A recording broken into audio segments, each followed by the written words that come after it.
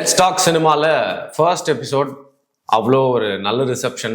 கண்டிப்பாக அந்த மூவிலேருந்து ஆரம்பிச்சது நிறைய பேருக்கு வந்து ரொம்ப ஒரு ஹாப்பியாக இருக்கும்னு நினைக்கிறேன். காட்ஃபாதர் ட்ரையாலஜி பற்றி வந்து நிறைய விஷயங்கள் பேசி அலசி அது குறித்து நம்ம பார்த்து நம்ம பாயிண்ட் ஆஃப் வியூலேருந்து எந்தெந்த விஷயங்கள்லாம் பேசியிருந்தோம். நாங்கள் ஏற்கனவே சொன்ன மாதிரி நிறைய விஷயங்கள் பேசாமல் விட்டதை பற்றி அவ்வளோ டிஸ்கஷன்ஸ் கீழே இருந்துச்சு, வேல்யூபிள் கமெண்ட்ஸ்.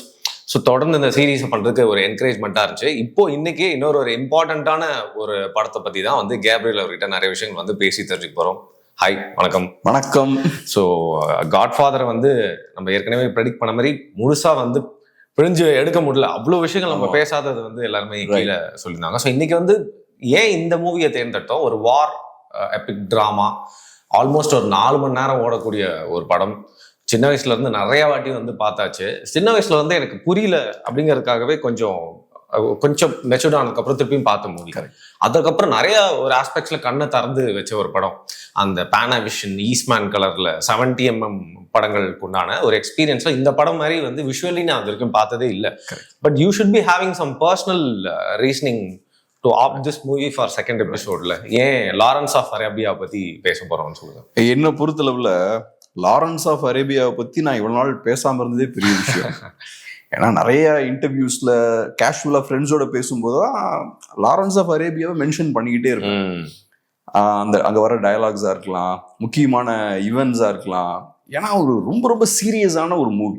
ஏன் இன்னைக்கு இந்த மூவியை நம்ம சூஸ் பண்றோம்? அந்த மூவியோட ஸ்பெஷாலிட்டி என்னன்னு கேட்டீங்கன்னா, ரொம்ப சிம்பிள் டேர்ம்ஸ்ல சொல்லணும்னா, ஒரு பியூட்டிஃபுல் மேக்னிஃபிசன்ட் மூவி அது. அதோட இந்த மேக்னிஃபிசன்ஸ் பார்த்தோம்னா பிரம்மாண்டமா இருக்கும். இப்ப நம்ம வந்து ஒரு பெரிய கடல் முன்னாடி போய் உட்காந்து கடல் பார்க்குறோம், ஒரு பெரிய மலை முன்னாடி உட்காந்து மலையை ரசிக்கிறோம்ல, பெரிய காரணம் கிடையாது, ஒய் பியூட்டிஃபுல்லா இருக்கு பார்க்க. இந்த படம் அந்த மாதிரி தான். உட்காந்து ஒரு 2 minutes பார்த்தாலே அந்த படத்தோட அழகு அப்படியே நம்மளை உள்ள ஈர்த்து உள்ள கொண்டு போயிடும். அவ்வளோ பியூட்டிஃபுல்லா மேக்னிஃபிசண்டா இருக்கும் அந்த படம். கிராண்டியோஸா இருக்கும் பார்க்கறது.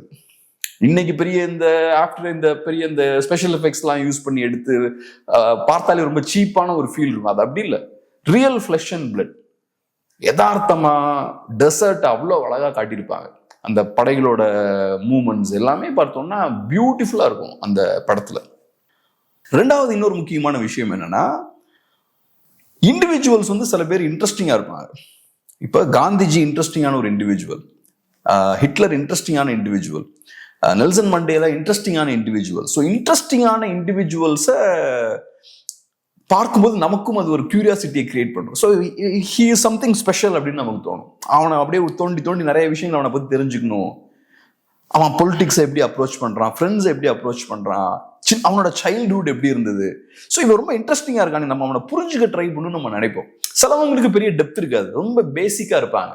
அவங்கள பேஸ் பண்ணி படம் எடுக்கும் போது பெருசாக நமக்கும் இன்ட்ரெஸ்டிங்காக இருக்காது, அந்த கேரக்டரும் இன்ட்ரெஸ்டிங்காக இருக்க மாட்டாங்க. லாரன்ஸ் வந்து ரொம்ப இன்ட்ரெஸ்டிங்கான, ரொம்ப ரொம்ப ரொம்ப காம்ப்ளெக்ஸான ஒரு இண்டிவிஜுவல். லாரன்ஸுக்கு வந்து அவரோட மைண்ட் டிஃப்ரெண்டான ஒரு மைண்டு. ஸோ லாரன்ஸை பற்றி புரிஞ்சுக்கிறதே ரொம்ப இன்ட்ரெஸ்டிங்காக இருக்கு. He is a very unique character. மூணாவது நம்ம காட்ஃபாதர்ல பார்த்தோம்ல, அந்த கேரக்டர் அப்படியே பெரிய ஒரு டிரான்ஸ்ஃபர்மேஷனை. ஆமா. ஸோ லாரன்ஸ் கேரக்டரும் பார்த்தோம்னா பயங்கரமா டிரான்ஸ்ஃபார்ம் ஆகுது. எப்படி காட்ஃபாதர்ல மைக்கேல் கேரக்டர் பயங்கரமா டிரான்ஸ்ஃபார்ம் ஆகுதோ, லாரன்ஸ் கேரக்டரும் பார்த்தோம்னா மேசிவ் டிரான்ஸ்ஃபர்மேஷனை எதிர்கொள்ளுது. ஸோ அதுவும் பார்த்தோம்னா அழகா இருக்கும். அப்படி ஸ்லோவா ஒரு இடத்துல ஆரம்பிச்சு இன்னொரு இடத்துல போய் லாரன்ஸ் இருப்பார். அதெல்லாம் தாண்டி பேக்ரவுண்ட்ல World War I இருக்கு. World War I அப்படின்ற ஒரு பெரிய பேக்ரவுண்ட்ல அப்படி இந்த படம் வந்து மூவ் ஆகுது. பின்னாடி World War நடந்துட்டு இருக்கு. ஸோ இதெல்லாம் சேர்த்தாச்சுன்னா நமக்கு வேற என்ன வேணும்? நான் லாரன்ஸ் ஆஃப் அரேபியா படம் எனக்கு ஞாபகம் இருக்கு. ஃபர்ஸ்ட் டைம் நான் பார்க்கும்போது புக் ஃபேர்ல நான் அதோட CD வாங்கினேன், DVD வாங்கினேன். ஓகே. அப்போ ரொம்ப ஸ்பெஷலான ஒரு எடிஷன், நல்லா நீட்டா ஒரு டின் பாக்ஸ்ல பேக் பண்ணி வச்சிருந்தாங்க. நான் அது வாங்கினேன். அந்த டைம்ல 1100 rupees அந்த மாதிரி ஸ்பெண்ட் பண்ணி வாங்கினேன். நான் சொல்றது ஒரு early 2000s. ஆமா, early 2000, ஒரு late 90s, 2009 அந்த டைம்ல வாங்கினேன். காலேஜ் படிக்கும் போது டிவிடியோட முடிகிற டைம். ஆமா, 8 அந்த டைம்ல எல்லாம் வாங்கினேன். ரொம்ப ஸ்பெஷல் எனக்கு புரிஞ்சிருச்சு. லைட்டா போடும்போது இந்த ஷார்ட்ஸ் எல்லாம் பார்க்கும்போது சம்திங் ஸ்பெஷல் எனக்கு புரிஞ்சிருச்சு. ஸோ ரொம்ப கேர்ஃபுல்லா கரெக்டான மூட், கரெக்டான டைம் இருக்கும்போது உட்காந்து பார்த்தேன். அவ்வளவு பியூட்டிஃபுல்லான படம். நீங்க சொன்ன மாதிரி ஃபர்ஸ்ட் டைம் பார்க்கும்போது அதனால பெருசா உள்வாங்கிக்க முடியல. ஏன்னா ஏகப்பட்ட விஷயம். ஒன்னு விஷுவல் பியூட்டி, அதுக்கப்புறம் காம்ப்ளெக்ஸான கேரக்டர், அப்புறம் காம்ப்ளெக்ஸான ஹிஸ்டாரிக்கல் கான்டெக்ஸ்ட், எல்லாத்தையும் உள்வாங்க முடியல நம்மளால. அப்புறம் செகண்ட் தேர்டுன்னு பார்க்க போக போக இன்னும் இன்ட்ரெஸ்டிங்கா மாறிட்டே இருக்கு. அதுக்கப்புறம் திரும்ப ரீவிசிட் பண்ணிக்கிட்டே இருப்பேன். ஒரு 2 இயர்ஸ் கழிச்சு திரும்ப ஃபுல்லா பாக்குறது. அப்ப இன்னும் இன்ட்ரெஸ்டிங்கா இருக்கும். நம்ம ஹிஸ்டரிலாம் கொஞ்சம் படிச்சதுக்கு அப்புறம் இன்னும் கொஞ்சம் கூட இன்ட்ரெஸ்டிங்காக ஆரம்பிக்குது. ஸோ அந்த மாதிரி ஒரு பயங்கரமான ஒரு படம். என்ன பொறுத்தளவுல நான் பார்த்ததுல தி பெஸ்ட் மூவினா லாரன்ஸ் ஆஃப் அரேபியா தான். when you call the best movie, டக்குனு உங்களுக்கு என்ன ஆஸ்பெக்ட் உடனே மைண்ட்ல வந்து அப்படி நீங்க அதை மென்ஷன் பண்ணி? எனக்கு சிம்பிளான விஷயம் என்ன, அதோட அந்த விஷுவல் பியூட்டி எனக்கு எக்ஸாக்ட்லி. டெசர்ட்டை காட்டின விதமா இருக்கலாம். அப்புறம் இன்னொரு விஷயம் என்னன்னா, நான் சொன்ன மாதிரி ரொம்ப காம்ப்ளெக்ஸான கேரக்டர்ஸை சினிமால காட்டுறது ரொம்ப கஷ்டம். ஃபார் எக்ஸாம்பிள் ஸ்டீவ் ஜாப்ஸ் இறந்ததுக்கு அப்புறம் அவர் வச்சு நிறைய படம் வந்தது. ஃபாஸ்பெண்டரும் பண்ணாரு, ஆஸ்டன் கட்சர் பண்ணாரு. ஆஸ்டன் கட்சர் ஒன்று பண்ணார்ல, ஆஸ்டன் கட்சர் பண்ண சரியா போல, ஃபாஸ்பெண்டர் பண்ணது கொஞ்சம். அதுல பாத்தீங்கன்னா ஆஸ்டனை பொறுத்தளவுல ஃபேஸ் பெர்ஃபெக்ட்டா ரிசம்பிள் ஆகும். ட்ரூ. ஸ்டீவ் ஜாப்ஸ் மாதிரியே இருப்பாரு பாக்குறதுக்கு. ஆனா ஃபேஸோட ரிசம்பிளன்ஸ் அங்க முக்கியம் கிடையாது. நீங்க என்ன பண்ணணும், ஸ்டீவ் ஜாப்ஸோட அந்த யூனிக் பர்சனாலிட்டி இருக்கு பாருங்க, அந்த எசன்ஸ் ஒருத்தன் கேப்சர் பண்ணும். ஃபார் எக்ஸாம்பிள் இப்போ ஏவியேட்டர் மூவி எடுத்தீங்கன்னா, ஹாவர்ட் ஹியூஸ், நிஜமான ஹாவர்ட் ஹியூஸோட லைஃபை வந்து இவர் போர்ட்ரே பண்ணிருப்பாரு. யாரு? யங் டிகாப்ரியோ போர்ட்ரே பண்ணிருப்பாரு. ஹாவர்ட் ஹியூஸ் வந்து ரொம்ப டாலான ஆள். ஹாவர்ட் ஹியூஸோட அப்பியரன்ஸ் பார்த்தோம்னா ரொம்ப டிஃப்ரெண்டா இருக்கும். டிகாப்ரியோவுக்கும் ஹாவர்ட் ஹியூஸுக்கும் ஒரு சம்பந்தம் இருக்காது. ஆனா ஹாவர்ட் ஹியூஸோட அந்த பர்சனாலிட்டியோட எசன்ஸ் இருக்குல்ல, அதை டிகாப்ரியோ நல்லா கேப்சர் பண்ணிருப்பாரு. சோ 2 பேரும் ஒரே மாதிரி இருக்கணும்னு அவசியம் கிடையாது. அந்த கேரக்டரோட எசன்ஸ் அப்படியே அழகா, நீங்க கிரக்ஸ் இருக்குல்ல, அது அப்படியே அழகா உள்வாங்க. அது இங்கேயும் நடந்திருக்கும். நிஜமான லாரன்ஸ் பாத்தீங்கன்னா ரொம்ப ஷார்ட்டான ஆளு. ஆமா, ரொம்ப கம்மின்னு சொல்லுவாங்க. மேஜர் லாரன்ஸ் ஒரு ஷார்ட்டான ஆளு. ஆனா இவரு பார்த்தோம்னா பீட்டர் ஓட்டூல் அப்படின்ற ஒரு லெஜெண்டரி ஆக்டர், ஐரிஷ், அவரு தான் இந்த ரோல் பிளே பண்ணிருப்பாரு. அவரு பாத்தீங்கன்னா ரொம்ப டாலா இருப்பாரு. ஆனா நிஜமான லாரன்ஸ் மாதிரியே பீட்டர் ஓட்டூலுக்கும் பெனிட்ரேட்டிங் கெய்ஸ் இருக்கும், நல்லா ஷார்ப்பான, ரொம்ப ஓவர். ஆமா, ஒரு நாட்டியான ஐஸா இருக்கும், பியூட்டிஃபுல் ஐஸ், ஒரு டெப்த் உள்ள ஒரு ஐஸ் இருக்கும். அப்படியே ஒரு மாதிரி அடுத்தவன் அப்படியே பியர்ஸ் பண்ணும். தலைவருக்கு அந்த கண்ணு இருக்கும், அப்படியே பார்த்தாருன்னா ஒருத்தனோட கண்ணுக்குள்ள அப்படி உள்ள புகுந்து குத்துற மாதிரி ஒரு கண்ணு இருக்கும். இந்த பெனிட்ரேட்டிங், அது என்ன சொல்றது, ஒரு நம்ம சோல்குள்ள பாக்குற மாதிரி இருக்கும். பெனிட்ரேட்டிங் கெய்ஸும் வாங்கல, அப்படி உள்ள புகுந்து பார்க்கக்கூடிய ஒரு கண் பார்த்தோம்னா பீட்டர் ஓட்டூலுக்கு இருக்கும். ஸோ பிசிக்கல் ரிசம்பிளன்ஸ் பார்த்தோம்னா பீட்டர் ஓட்டூலுக்கும் நிஜமான லாரன்ஸுக்கும் ஒரு சம்மந்தமும் இருக்காது. ஆனா நிஜமான லாரன்ஸோட அந்த பர்சனாலிட்டி அப்படியே கரெக்டா அப்சர்வ் பண்ணி நீட்டா காட்டியிருப்பாங்க. ஸோ காம்ப்ளெக்ஸான பர்சனாலிட்டிஸை காட்டுறது ரொம்ப கஷ்டம். முகமது அலியை பத்தி ஒரு படம் வந்திருக்கு, வில் ஸ்மித் பிளே பண்ணிருப்பார். அலி அப்படின்ற ஒரு படம் இருக்கு, மைக்கேல் மான் எடுத்த படம். மைக்கேல் மான் தான் ஹீட் சூப்பரான டைரக்டர் அவரு. ஆனா நீங்க பார்த்தீங்கன்னா முகமது அலியை போர்ட்ரே பண்றது ரொம்ப கஷ்டம். வில் ஸ்மித் தான் தெரியும். ஆமா, நமக்கு பார்த்தா முகமது அலி ஃபீலிங்கே இருக்காது அந்த இதுல. ஏன் இருக்காதுன்னா, முகமது அலி இப்ப ஹிட்லர் எடுத்தீங்கன்னா ரொம்ப லைட்டா மூவ் பண்ணுவார், அப்படியே ஒரு மாதிரி ஒரு ஃபெதர் மாதிரி அப்படியே அப்படியே டக் டக்குன்னு மூவ் பண்ணுவார். முகமது அலி ஆளு 6 அடி 4 இன்ச்சஸ், பயங்கர டால், ஹெவி வெயிட் சாம்பியன் அவர். ஆனா அவர் மூவ் பண்றது பார்த்தோம்னா அப்படியே ஒரு ஃபெதர் டச்சோட ரொம்ப அழகா சாஃப்டா மூவ் பண்ணுவார். ராக்கில கால் வெதர்ஸ் வந்து அதை நல்லா உள்வாங்கி, அந்த கிரீடுன்ற அப்போலோ கிரீடுங்கிற கேரக்டர் முகமது அலியே நல்லா உள்வாங்கி பண்ணி ஓரளவுக்கு உள்வாங்கி இருப்பாரு. வில் ஸ்மித் வந்து வில் ஸ்மித் தான். அதே மாதிரி ரேஜிங் புல்ல பாத்தீங்கன்னா சுகர் ரே ராபின்சன் அளவுக்கு நல்லா உள்வாங்கி இருப்பாங்க. ஆனா வில் ஸ்மித்தை பார்க்கும்போது பாறாங்கல் மாதிரி இருப்பாரு. அவரை மாதிரி அப்படியே ரொம்ப எலிகென்ட்டா மூவ் பண்ண மாட்டார். அதை பார்க்கும் போதே நமக்கு வில் ஸ்மித்துக்கும் முகமது அலிக்கும் சம்பந்தமே இல்லை ஒரு ஃபீல் இருக்கும். ஸோ உள்வாங்கிக்கவே முடியாது நமக்கு வில் ஸ்மித்தை. ஆனா இங்க அப்படி இருக்காது. பிசிக்கல் அப்பியரன்ஸ் மாறி இருந்தாலும் சூப்பர்பா போர்ட்ரே பண்ணிருப்பார். ஸோ ஒரு இண்டிவிஜுவலுக்கு உள்ள நம்ம டீப்பா போய் அவனோட டீப்பஸ்ட் ஃபியர்ஸ்லாம் நம்ம இந்த படம் வழியா பார்க்க முடியுது. நமக்கும் அந்த மாதிரி இருக்கும்ல நிறைய. லிட்டரலி. ஸோ இன்னொரு இண்டிவிஜுவல் மைண்டுக்குள்ள போறாரு டேவிட் லீன் டைரக்டர். சூப்பரான டைரக்டர். பிரிட்ஜ் ஆஃப் ரிவர் குவாய்ன்னு சொல்லிட்டு, பிரிட்ஜ் ஆன் ரிவர் குவாய் நல்ல படம். அது அவர் செம்ம படம். அதுக்கு அடுத்ததே பாத்தீங்கன்னா இந்த படம் 62ல வந்து கொடுக்குறாரு. ஸோ இந்த படம் வந்து டியூன் படம், நீங்க பாத்திருப்பீங்க அப்படின்னாங்க. இன்னைக்கு இருக்கிற மாடர்ன் டெக்னாலஜில டியூன் வந்து ரொம்ப ஆத்தென்டிக்கா எடுக்கப்பட்ட ஒரு டெசர்ட் மூவி. பட் இன்னைக்கு நீங்க டியூன் வந்து நான் வந்து பாத்தீங்கன்னா ஐமேக்ஸ்ல பார்த்தேன் நான். ஆனா நீங்க சொல்ற மாதிரி வந்து லாரன்ஸ் ஆஃப் அரேபியா பாக்குறப்போ இவ்வளவு அழகா வந்து டெசர்ட்டா இவ்வளவு பிரம்மாண்டமா இவ்வளவு அழகியலோட காட்டினது வந்து இந்த படத்துக்கு வந்து அடிச்சுக்கவே முடியாது. 1962ல எடுத்த அந்த படத்தை. ஸோ இப்போ நீங்க கேட்டோன்னா நான் என்ன ஆன்சர் எக்ஸ்பெக்ட் பண்ணோம் அதான் சொன்னீங்க. நீங்க ஏன் இந்த படத்தை செலக்ட் பண்ணா, visually stunning. First of all அதுதான். அப்புறம் மியூசிக் அந்த ஒரு பர்ஷியன் ஒரு அரபிக் ஃபீலை வந்து செம்மையா வந்து கொடுத்துருப்பாரு. இவர் வந்து பாத்தீங்கன்னா டெட் போயட் சொசைட்டி மாதிரி நிறைய படங்களுக்கு மியூசிக் போட்டவர் தான் இவரு. ஸோ பேசிக்கலி இந்த படத்தை பத்தி நான் ஏன் உங்ககிட்ட எடுத்தோன்னு கேட்க வேண்டிய விஷயம் என்னன்னா, எனக்கு வந்து நம்மளுக்கு ஒரு எக்ஸ்போஷர், நீங்க வந்து டிவிடியில வாங்கியிருக்கீங்க. எனக்கு இந்த படம் ஃபர்ஸ்ட் கண்ணில் பட்டது வந்து பாத்தீங்கன்னா சோனி பிக்ஸ்ன்னு சொல்லிட்டு ஒரு சேனல் நம்மளுக்கு வந்துட்டு இருந்துச்சு. அதுல வந்து இந்த லாரன்ஸ் ஆஃப் அரேபியாவோட ட்ரெயின் மேல நடந்து போற அந்த ப்ரோமோல இருந்து போட்டு காட்டுறாங்க. என்ன அந்த படம் டிஃப்ரெண்டா இருக்கு, ஏதோ போறானே, ஏதோ ப்ராஃபிட் மாதிரி போல சொல்லிட்டு அந்த படத்தை பாக்குறேன். அப்புறம் பார்க்க எனக்கு பே ஆஃபே இல்லை. பிரம்மாண்டம் இருக்கு, அழகியல் இருக்கு, நிறைய விஷயங்கள் பேசுறாங்க. பட் என்ன இது வந்து ஒரு மாஸ் மூவி மாதிரி இல்லையே, நமக்கு கான்டெக்ஸ்ட் புரியாது. பிளஸ் நம்ம ஏதோ ஒன்னு எதிர்பார்ப்போம், பாரு ஹீரோ ஒன்னு ஏதோ செமையா பண்ண போறான்னு சொல்லிட்டு.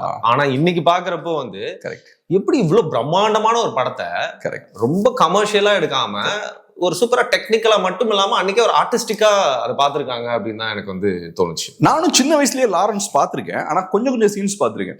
உதாரணத்துக்கு என் தாத்தா வீட்டுல கொஞ்ச நாள் இருக்கும்போது அவருக்கு அந்த படம் தெரியும். சோ அவங்க பார்க்கும்போது கொஞ்சம் பார்த்திருக்கேன். அப்ப சின்ன வயசுல பார்க்கக்கூடிய படம் கிடையாது, நமக்கு ஃபுல்லா அந்த படத்தை அப்சர்வ் பண்ண முடியாது. இன்ஃபேக்ட் அதுல பியூட்டி கூட எனக்கு பெருசா அப்ப உள்வாங்க முடியல. ஆனா அந்த நேம் எனக்கு தெரியும், லாரன்ஸ் ஆஃப் அரேபியா. சோ சின்ன வயசுல சில நேம்ஸ் எனக்கு தெரியும், Lawrence of Arabia, Guns of Navarone, அப்புறம் Good Bad Ugly, Gold Rush, Fistful of Dollars, McKenna's Gold ரொம்ப அடிக்கடி கேட்டுட்டே இருந்த பேர் சின்ன வயசுல. அப்புறம் தே கால் மீ ட்ரினிட்டி அப்படின்ற ஒரு பேரு movie, Trinity is still my name என்ற இன்னொரு இதே லைன்ல பென்னர், டென் கமாண்ட்மெண்ட்ஸ்லாம் ஹவுஸ் ஹோல்ட் நேம் மூவிஸா இருக்கும். எனக்கு என்ன கேட்கணும்னு தோணுச்சுன்னா, அந்த படத்தை பார்த்துட்டே இருக்கும்போது நம்ம பாட்காஸ்ட் பண்றதுக்கு ரீவாட்ச் பண்ணிருக்கோம் அப்படிங்கிற பட்சத்துல இந்த படத்துக்கு முன்னாடி நம்ம காட்ஃபாதர் பண்ணியிருந்தோம். ஸோ ஃபர்ஸ்ட் பீட்ரோ டூல் போறதுக்கு முன்னாடி மார்லன் பிராண்டோக்கு தான் இந்த ரோல் போது. அவர் ரிஜெக்ட் பண்றாரு. பீட்ரோ டூல் வந்து இந்த படத்தை நடிச்சதுக்கு அப்புறம் வந்து வேர்ல்ட் ஃபுல்லா ரொம்ப ஃபேமஸா மாறிடுறாரு. லாரன்ஸை எடுத்துக்கலாம். இப்போ நம்ம வந்து வீட்டோ கார்லியானை வந்து நீங்க டைசெக்ட் பண்ணி நிறைய விஷயங்கள் சொல்லியிருந்தீங்க. வீட்டோ கார்லியான் இப்படி, வீட்டோ கார்லியான் அப்படின்னு சொல்லிட்டு. ஆனா இந்த லாரன்ஸ் வந்து ரொம்ப ஒரு ஃபிளாஃபுல்லான ஒரு கேரக்டரா இருக்கானே, பார்த்தா செம்ம பர்ஃபெக்டா உள்ள வரான். ஆனா அதுக்கப்புறம் வந்து அவனோட எடுக்கக்கூடிய நடவடிக்கைகள்லாம் நிறைய விஷயங்கள் வந்து ரொம்ப சொதப்பலா இருக்கு, நிறைய மிஸ்டேக்ஸ் பண்றான். At the end he is not who he was before. But ஏன் இந்த கேரக்டர் வந்து நம்ம மனசுல வந்து ஒரு சினிமாட்டிக் ஹிஸ்டரியில மனசுல பதிஞ்சுதுன்னு நினைக்கிறேன். அதுதான் பியூட்டிங்க. இப்போ வந்து நம்ம எல்லாருமே ஃபிளாஸோட தான் இருப்போம். ஸோ ஒரு கேரக்டரை பொட்ரே பண்ணும் போதும் ஃபிளாஸோட தான் அதை பொட்ரே பண்ணும். உள்ளுக்குள்ள இன்டர்னல் கான்ட்ரிக்ஷன்ஸ் இருக்கும், நமக்குள்ளேயே நிறைய பிரச்சனைகளோட நம்ம மோதிக்கிட்டே இருப்போம். ஸோ அதெல்லாம் அந்த படத்துல வந்து ரொம்ப அழகா காட்டியிருப்பாங்க. ஸோ லாரன்ஸ் ஆஃப் அரேபியா படம் எடுத்தோன்னே என்ன சீன் வருதுன்னா, ஒரு பைக்ல போறாரு, டக்குன்னு ஆக்சிடென்ட் ஆகுது. ஃபர்ஸ்ட் சீனே அவர் இறந்துடுறாரு. இறந்ததுக்கு அப்புறம் ஃபியூனரல், அவரோட ஸ்டாச்சுக்கு வராங்க. ஃபியூனரல்ல எல்லாரும் நிக்கிறாங்க. ஸோ நம்ம சொன்ன இந்த விஷயத்தை அவங்க எல்லாரும் எக்ஸ்ப்ளோர் பண்றாங்க, எல்லாரும் பேசிட்டு இருக்காங்க. ஒரு ஜேர்னலிஸ்ட் வராரு, லாரன்ஸ் பத்தி நீங்க என்ன நினைக்கிறீங்க, அவரோட இருந்திருக்கீங்களா? ஒவ்வொருத்தவங்களும் ஒவ்வொரு மாதிரி சொல்றாங்க, திட்டுறாங்க எல்லாம். ஆமா, வெளியில பாசிட்டிவா பேசினாலும் பின்னாடி திட்டுறாங்க. அவர் ஒரு பயங்கரமான ஒரு எக்ஸிபிஷனிஸ்ட் அவரு அப்படின்றாரு. இவனுக்கு இங்க சில தேவையா? ஆமா, இங்க இருக்க அளவுக்கு ஒருத்தியான ஆளா? அதுக்கப்புறம் என்ன பண்றாங்க, கண்டென்ட்டுக்குள்ள போறாங்க. சோ நிஜமாவே who was Lawrence of Arabia? இவங்க எல்லாம் இப்படி பேசி முடிச்சதுக்கு அப்புறம் அடுத்த சீன் பார்த்தோம்னா கைரோக்கு போறாங்க. ஈஜிப்டோட கேபிட்டல் கைரோக்கு போறாங்க. அங்க பிரிட்டிஷ் படைகளோட ஹெட் குவார்ட்டர்ஸ் அங்க இருக்கு, அரப் பியூரோ. அதுதான் அந்த அரப் பகுதிக்கான தலைமை வந்து அங்க கைரோல இருக்கு. சாரி, மிடில் ஈஸ்டோட காலனியல் ஹெட்குவார்ட்டர்ஸ் மாதிரி. மிடில் ஈஸ்டோட அந்த ஹெட் குவார்ட்டர்ஸ் பார்த்தோம்னா பிரிட்டிஷ் ஹெட் குவார்ட்டர்ஸ் அங்க இருக்கு. லாரன்ஸ் ஆஃப் அரேபியா ரொம்ப இன்சிக்னிஃபிகண்டான ஒரு வேலை பார்த்துட்டு இருக்காரு, உட்காந்து மேப் எல்லாம் வரைஞ்சிட்டு இருக்காரு. அப்பவே அவர் பேசுறாரு, நம்ம இங்க அன்ஹாப்பியா இருக்கோம், இது நமக்கு நல்லது இல்லை அப்படின்ற விஷயங்கள்லாம் பேசுறாரு. இது எதுக்கு நான் சொல்றேன்னா, அந்த இடத்துலயே லாரன்ஸோட பர்சனாலிட்டி அழகா காட்டியிருப்பாரு. ஸோ லாரன்ஸ் வந்து நியூஸ் பேப்பர் ஒருத்தர கேட்டிருப்பாரு, ஒரு நியூஸ் பேப்பர் வந்து கொடுப்பாரு. கொடுத்ததுக்கு அப்புறம் ஒரு மேட்ச் ஸ்டிக்கை பத்த வைப்பாரு ஸ்மோக் பண்றதுக்கு. பத்த வச்சதுக்கு அப்புறம் அதை அப்படியே விரல வச்சு அமுக்குவார். பக்கத்துல இருக்க அதே ட்ரை பண்ணுவான், விரல வச்சு அமுக்கிட்டு இட் ஹர்ட்ஸ் அப்படிமா. ஆமா, அஃப்கோர்ஸ் இட் ஹர்ட்ஸ் அப்படிம்பாரு லாரன்ஸ். அப்ப ட்ரிக் என்ன, எப்படி நீ இதை பண்ண? The trick William Potter is to not mind that it hurts. So வலிக்கும், ஆனா நீ இதை கண்டுக்க கூடாது. அதுதான் இதுல ட்ரிக்கும் பாரு. இதான் லாரன்ஸ் ஆஃப் அரேபியாவோட பர்சனாலிட்டி. லாரன்ஸோட பர்சனாலிட்டின்றது இதுதான். அதாவது இந்த படத்தோட பிகினிங்ல அவனோட பர்சனாலிட்டி, அவரோட பர்சனாலிட்டி, அந்த எசன்ஸ் வந்து கரெக்டா காட்டியிருப்பாங்க. லாரன்ஸ் எப்படின்னா, மைண்ட் ஓவர் மேட்டர்னு ஒரு கான்செப்ட் இருக்கு. Mind over matter. உடம்புல இருக்க வலிய மென்டல் ஸ்ட்ரென்த்தை வச்சு நீங்க ஓவர் கம் பண்ணலாம். ஸோ உங்களுக்கு மென்டல் ஸ்ட்ரென்த் இருந்ததுன்னா என்ன வலி வேணாலும் நீங்க ஃபேஸ் பண்ணலாம். ஒரு 100 கிலோமீட்டர் நடக்கலாம், யாராலையும் முடியாத அசாத்திய காரியங்கள் பண்ணலாம். ஆனா அதுக்கு உங்களுக்கு மென்டல் ஸ்ட்ரென்த் வேணும். லாரன்ஸ் ஆஃப் அரேபியாவுக்கு மென்டல் ஸ்ட்ரென்த் பயங்கரமா இருக்கும். அதுதான் இங்க காட்டுவாங்க. சோ வலிக்கும், அந்த வலியை ஃபேஸ் பண்றதுக்கு அவர் எப்பவுமே தயாரா இருப்பாரு. இதை ஒவ்வொரு இடத்துலயும் நீங்க பாப்பீங்க. அதுக்கப்புறம் லாரன்ஸ் அரேபியாவுக்கு போனதுக்கு அப்புறமும் சொகுசை விரும்பவே மாட்டாரு. உதாரணத்துக்கு அந்த ட்ரைபல் ஆள் மாதிரி அவர் வாழ்வாரு. இல்ல, you are going to drift ன்னு சொல்லிட்டு ஒரு வாட்டி விட ட்ரை பண்ணுவோம், it will not happen again அப்படின்னு சொல்லுவான். அலி வந்து கீழே விழுவான், பட் இவர் வந்து விழவே மாட்டார். ஆமா. சோ சேலஞ்ச் பண்ணிக்கிட்டே இருப்பார். லாரன்ஸ் என்ன பண்ணுவாரு, அவரையே அவர் சேலஞ்ச் பண்ணிக்கிட்டே இருப்பார். அவரை கஷ்டமான இடத்துல தள்ளிக்கிட்டே இருக்கிறது, சுத்தி இருக்கவனையும் சேலஞ்ச் பண்ண வைப்பார். மற்றவங்களும் கஷ்டம் அவரோட டிராவல் பண்றது. ஸோ அதுதான் முக்கியமான கேரக்டர்னா அதுதான் லாரன்ஸ் ஆஃப் அரேபியாவோட அந்த பர்சனாலிட்டியோட எசன்ஸ். டெசர்ட்டை நோக்கி அவர் போறதுக்கும் அது முக்கியமான ஒரு காரணம். ஏன் இல்ல இட்ஸ் கிளீன் அப்படின்னு சொல்லுவாரு. அந்த அதுக்கு வருவோம். டெசர்ட்டுக்கு அவர் போகும்போது பாத்தீங்கன்னா கொஞ்சம் ஆடியன்ஸுக்கு ஒரு சின்ன ஒரு இன்ட்ரோ கொடுப்போம். ஸோ லாரன்ஸ் ஆஃப் அரேபியா பொறுத்தளவுல கைரோல இருக்கார், அன்ஹாப்பியா இருக்கார். அவர் என்ன பண்றாரு, ட்ரைடன் அப்படின்ற ஒரு அட்வைசர் இருக்கார், அங்க முக்கியமான ஒரு கவர்மெண்ட் அட்வைசர் இருக்காரு. அவர்கிட்ட சொல்லியிருப்பார் போல, இந்த மாதிரி என்ன வந்து அரேபியாவுக்கு அனுப்புங்க, டெசர்ட் பகுதிக்கு அனுப்புங்கன்னு சொல்லியிருக்காரு. ஸோ இந்த ட்ரைடன் என்ன பண்றாரு, அங்க இருந்த படைத்தளபதி, அவர் தான் அரப் பியூரோவோட கமாண்டர் இன் சீஃப். அவர்கிட்ட சொல்றாரு இந்த மாதிரி லாரன்ஸ் அங்க அனுப்பலாம் அப்படின்னு. அவருக்கு லாரன்ஸை பிடிக்காது. சில பேருக்கு பார்த்தோம்னா ஃபெமினைனா சில பேர் இருந்தா பிடிக்காது. லாரன்ஸுக்கு கொஞ்சம் அந்த ஃபெமினைன் டச் இருக்கும். அந்த அரேபியன் ட்ரெஸ் போட்டோன்னு கூட அவர் போயிட்டு வந்து பாத்தீங்கன்னா டிராக் ரேஸ் மாதிரி அழகா ஒரு பெண்ணோட நளினம் மாதிரியே அவர் வந்து ரசிச்சிட்டு இருப்பாரு. லாரன்ஸ் கிட்ட சில ஒரு இந்த ஒரு ஃபெமினைன் டச் லைட்டா இருக்கும். இந்த ஜெனரலுக்கு எனக்கு இவனை பார்த்தாலே பிடிக்கல அப்படின்ற மாதிரி இருப்பாரு. பிளஸ் அன்னைக்கு ரொம்ப கோபமாவும் இருப்பார். ஏன்னா ஆர்டிலரிஸ் வேணும், போர் நான் சண்டை போட்டுட்டு இருக்கேன், எனக்கு ஆர்டிலரிஸ் வேணும். How can I fight the bloody war without the bloody artilleries அப்படிம்பாரு. ஓகே. அந்த டைம்ல தான் கரெக்டா ட்ரைடன் உள்ள வருவார். வந்து இந்த மாதிரி லாரன்ஸ் நம்ம அரேபியாவுக்கு அனுப்புவோம், அங்க சில வேலைகள் இருக்கு பண்ண வைப்போம், இவனால என்ன பிரயோஜனம்னு தெரியல, பட் அங்க அனுப்புனா நல்லதுன்னு நினைக்கிறா, சரி தூக்கிட்டு போ அப்படின்னு விட்டுருவார். கோவத்துல லாரன்ஸுக்கு அங்க துரத்தி விடுற மாதிரி அனுப்பி விட்டுருவார். ஆமா, பெர்மிஷன் கொடுப்பார். அதுக்கப்புறம் ட்ரைடன் சொல்லுவாரு, நீ ஃபைசல் ஃபாலோ பண்ணு, பிரின்ஸ் ஃபைசலை நீ அங்க ஃபாலோ பண்ணும் அப்படின்னு சொல்லுவாரு. அதுக்கப்புறம் சொல்லுவாரு, only 2 creatures love the desert. ஒன்னு அந்த tribes, Bedouin people, other is God. You are neither of them அப்படின்னாரு. உடனே லாரன்ஸ் இல்ல இட் வில் பி ஃபன் அப்படிம்பாரு லாரன்ஸ். அதுக்கப்புறம் தான் அந்த திருப்பி மேட்ச் ஸ்டிக்ஸ் சீன் வரும். அப்படியே ட்ரைடனுக்கு அந்த மேட்சை பத்த வைப்பாரு, அப்படின்னு ஊதுவாரு. கட், வேர்ல்ட்ஸ் பெஸ்ட் கட்னு சொல்லலாம். அதுல இன்னைக்கு வரைக்கும் ஸ்டடி பண்ணிட்டு இருக்க, ஃபிலிம் ஸ்கூல்ல ஸ்டடி பண்ணிட்டு இருக்க கட். நீங்க சொல்ற அந்த வத்தி குச்சி பக்கத்துல அழகா சன் வந்து பாத்தீங்கன்னா டக்குன்னு அங்க இருந்து அடுத்தது எல்லோ சன் பார்த்தோம்னா ரைஸ் ஆகும். பியூட்டிஃபுல்லான ஒரு சீனுக்கு அங்க போகும். வைடான ஒரு செம ஷாட் வச்சிருப்பாங்க. ஆமா. சோ அங்க போயிருவார். அங்கேயும் பார்த்தோம்னா லாரன்ஸ் வந்து அவரை புஷ் பண்ணிக்கிட்டே இருப்பார். அங்க போய் ஒரு நான் பெரிய பிரிட்டிஷ் ஆபீசர், நான் வந்து இப்படிதான் இருப்பேன் அப்படிதான் இருப்பேன் அப்படின்லாம் கிடையாது. கூட இருக்கிறவன் தண்ணி கம்மியா குடிப்பான், எனக்கு தண்ணி எல்லாம் தேவையில்லைன்ற மாதிரி இருக்கும். நீ குடிக்கலன்னா நானும் குடிக்க மாட்டேன், நீ குடிக்கிறப்போ நான் குடிக்கிறேன், உனக்கு முடியும்னா எனக்கும் முடியும், எனக்கு ஸ்பெஷல் ட்ரீட்மெண்ட்லாம் வேண்டாம், என்னால கஷ்டத்தை ஃபேஸ் பண்ண முடியும், நான் சேலஞ்ச் பண்ணுவேன் அப்படின்ற இடத்துக்கு வருவார். அவன் சாப்பிடுற அதே சாப்பாடை இவர் சாப்பிடுவார். இதை பண்ணும்போது அவனோட ரெஸ்பெக்ட் அவர் வின் பண்ணுவார். பெடு ஃபுட் சாப்பிட்டோம்னா அவன் ஒரு மாதிரி ஆசையா பார்க்க ஆரம்பிச்சு. ஆமா. அப்புறம் அவனுக்கு அவரோட துப்பாக்கியை கொடுப்பாரு. இந்த விஷயங்கள். அதுக்கப்புறம் பார்த்தோம்னா ஒரு கிணறு, அவரது வெல் சீனும் ரொம்ப நல்ல சீன். எனக்கு இந்த படத்திலே வந்து ஒரு முதல் டர்னிங் பாயிண்ட் அந்த ஹீரோஸ் ஜேர்னியோட ஸ்டார்டிங்கான அந்த வெல் சீன் தான் வந்து பார்ப்பேன். ஏன்னா கூட இந்த கம்பெனியன் வந்துட்டே இருப்பான், நீங்க சொல்ற மாதிரி கன் கொடுப்பான், பெட் ஃபுட் சாப்பிடுவாங்க எல்லாம். நான் நினைச்சிட்டு இருப்போம், இவன் தான் இந்த படம் ஃபுல்லா கூட டிராவல் பண்ண போறான் போல அப்படின்னு பார்த்தா அந்த வெல் சீன் வந்து டக்குன்னு எல்லாத்தையும் டிராஸ்டிக்கா மாத்திரும். அப்படி ஒரு மாதிரி ஒரு ஷேக் பண்ணும் அந்த இடத்துல. அங்கேயும் பார்த்தோம்னா லாரன்ஸோட கேரக்டர் வந்து நல்லா அழகா டிஃபைன் பண்ணிருப்பாரு.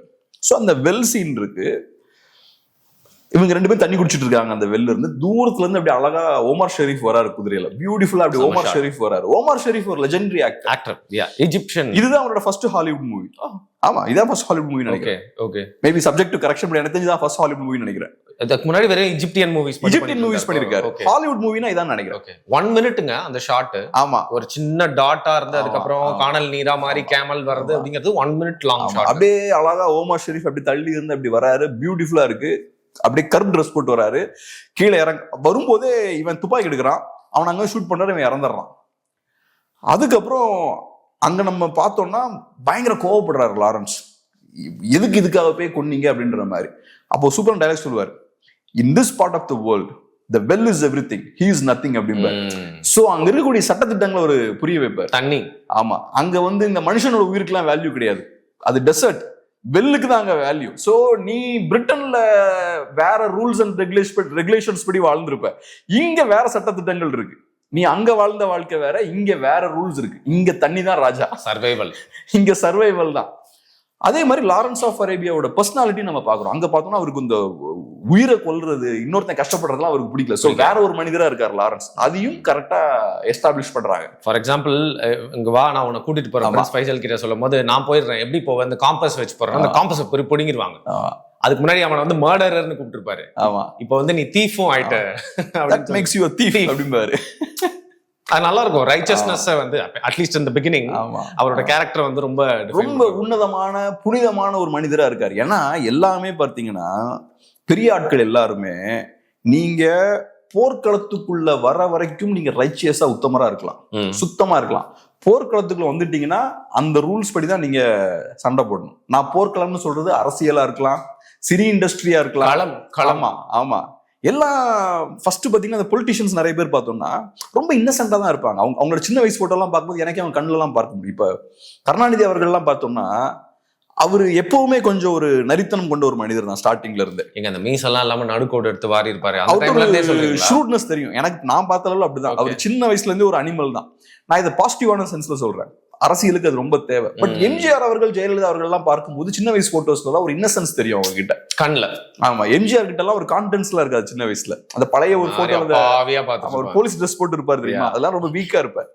ஆனா அவங்க இந்த களத்துக்குள்ள வந்ததுக்கு அப்புறம் அவங்க இதுக்கேத்த மாதிரியான ஒரு கேரக்டர் அவங்க மாறுறாங்க. லாரன்ஸும் அந்த மாதிரி தான். உள்ள வரும்போது ஒரு இன்னசென்ஸோட உள்ள வராரு. இந்த உலகத்துல தத்துவ ஞானிகள்லாம் எப்படி வாழணும்னு சொல்லி போதனைகள்லாம் கொடுத்துருப்பாங்கல்ல, அதெல்லாம் உள்வாங்கி இப்படி இருக்கணும் அப்படி இருக்கணும் உள்ள வர. உள்ள வந்ததுக்கு அப்புறம் ஸ்லோவா லாரன்ஸ் வந்து கொஞ்சம் கொஞ்சமா டிரான்ஸ்ஃபார்ம் ஆக ஆரம்பிக்கிறார். அதுக்கப்புறம் லாரன்ஸ் என்ன பண்றாரு, பிரின்ஸ் ஃபைசலை போய் மீட் பண்றாரு. அங்க இன்னொரு பிரிட்டிஷ் கர்னல் இருக்காரு, அவரு தான் இன் கமாண்ட். லாரன்ஸுக்கு இன்னொரு விஷயம் என்னன்னா, அதிகாரத்தை ஏத்துக்கக்கூடிய ஆளும் கிடையாது.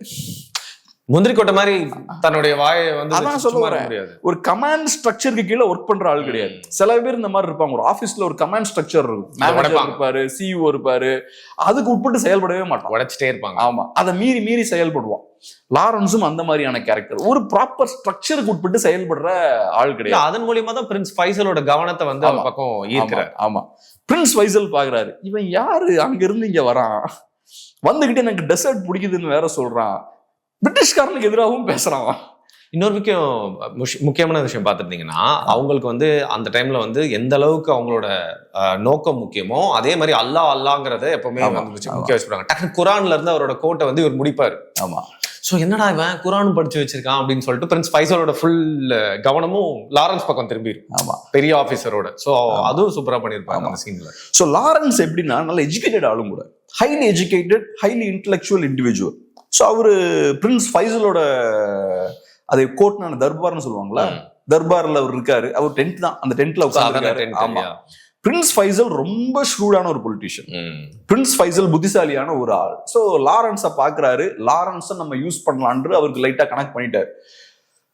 லாரன்ஸும் என்ன பண்றாரு, பிரிட்டிஷ் ஆபீசரை மீறி பேசுறாரு. நான் சொன்ன மாதிரி அவரு சட்டத்திட்டங்களுக்கு உட்பட்டு செயல்படக்கூடிய ஆள் கிடையாது. அதுக்கப்புறம் அந்த பிரிட்டிஷ் ஆபீசர் வெளில போனதுக்கு அப்புறம், கர்னல் வெளில போனதுக்கு அப்புறம் மூடிடுவாங்க. பிரைட்டன் வெளில போனதுக்கு அப்புறம் லாரன்ஸ் மட்டும் இப்படி கூப்பிட்டு நான் என்ன பண்ணணும்னு நினைக்கிறேன்னு கேட்கிறாரு.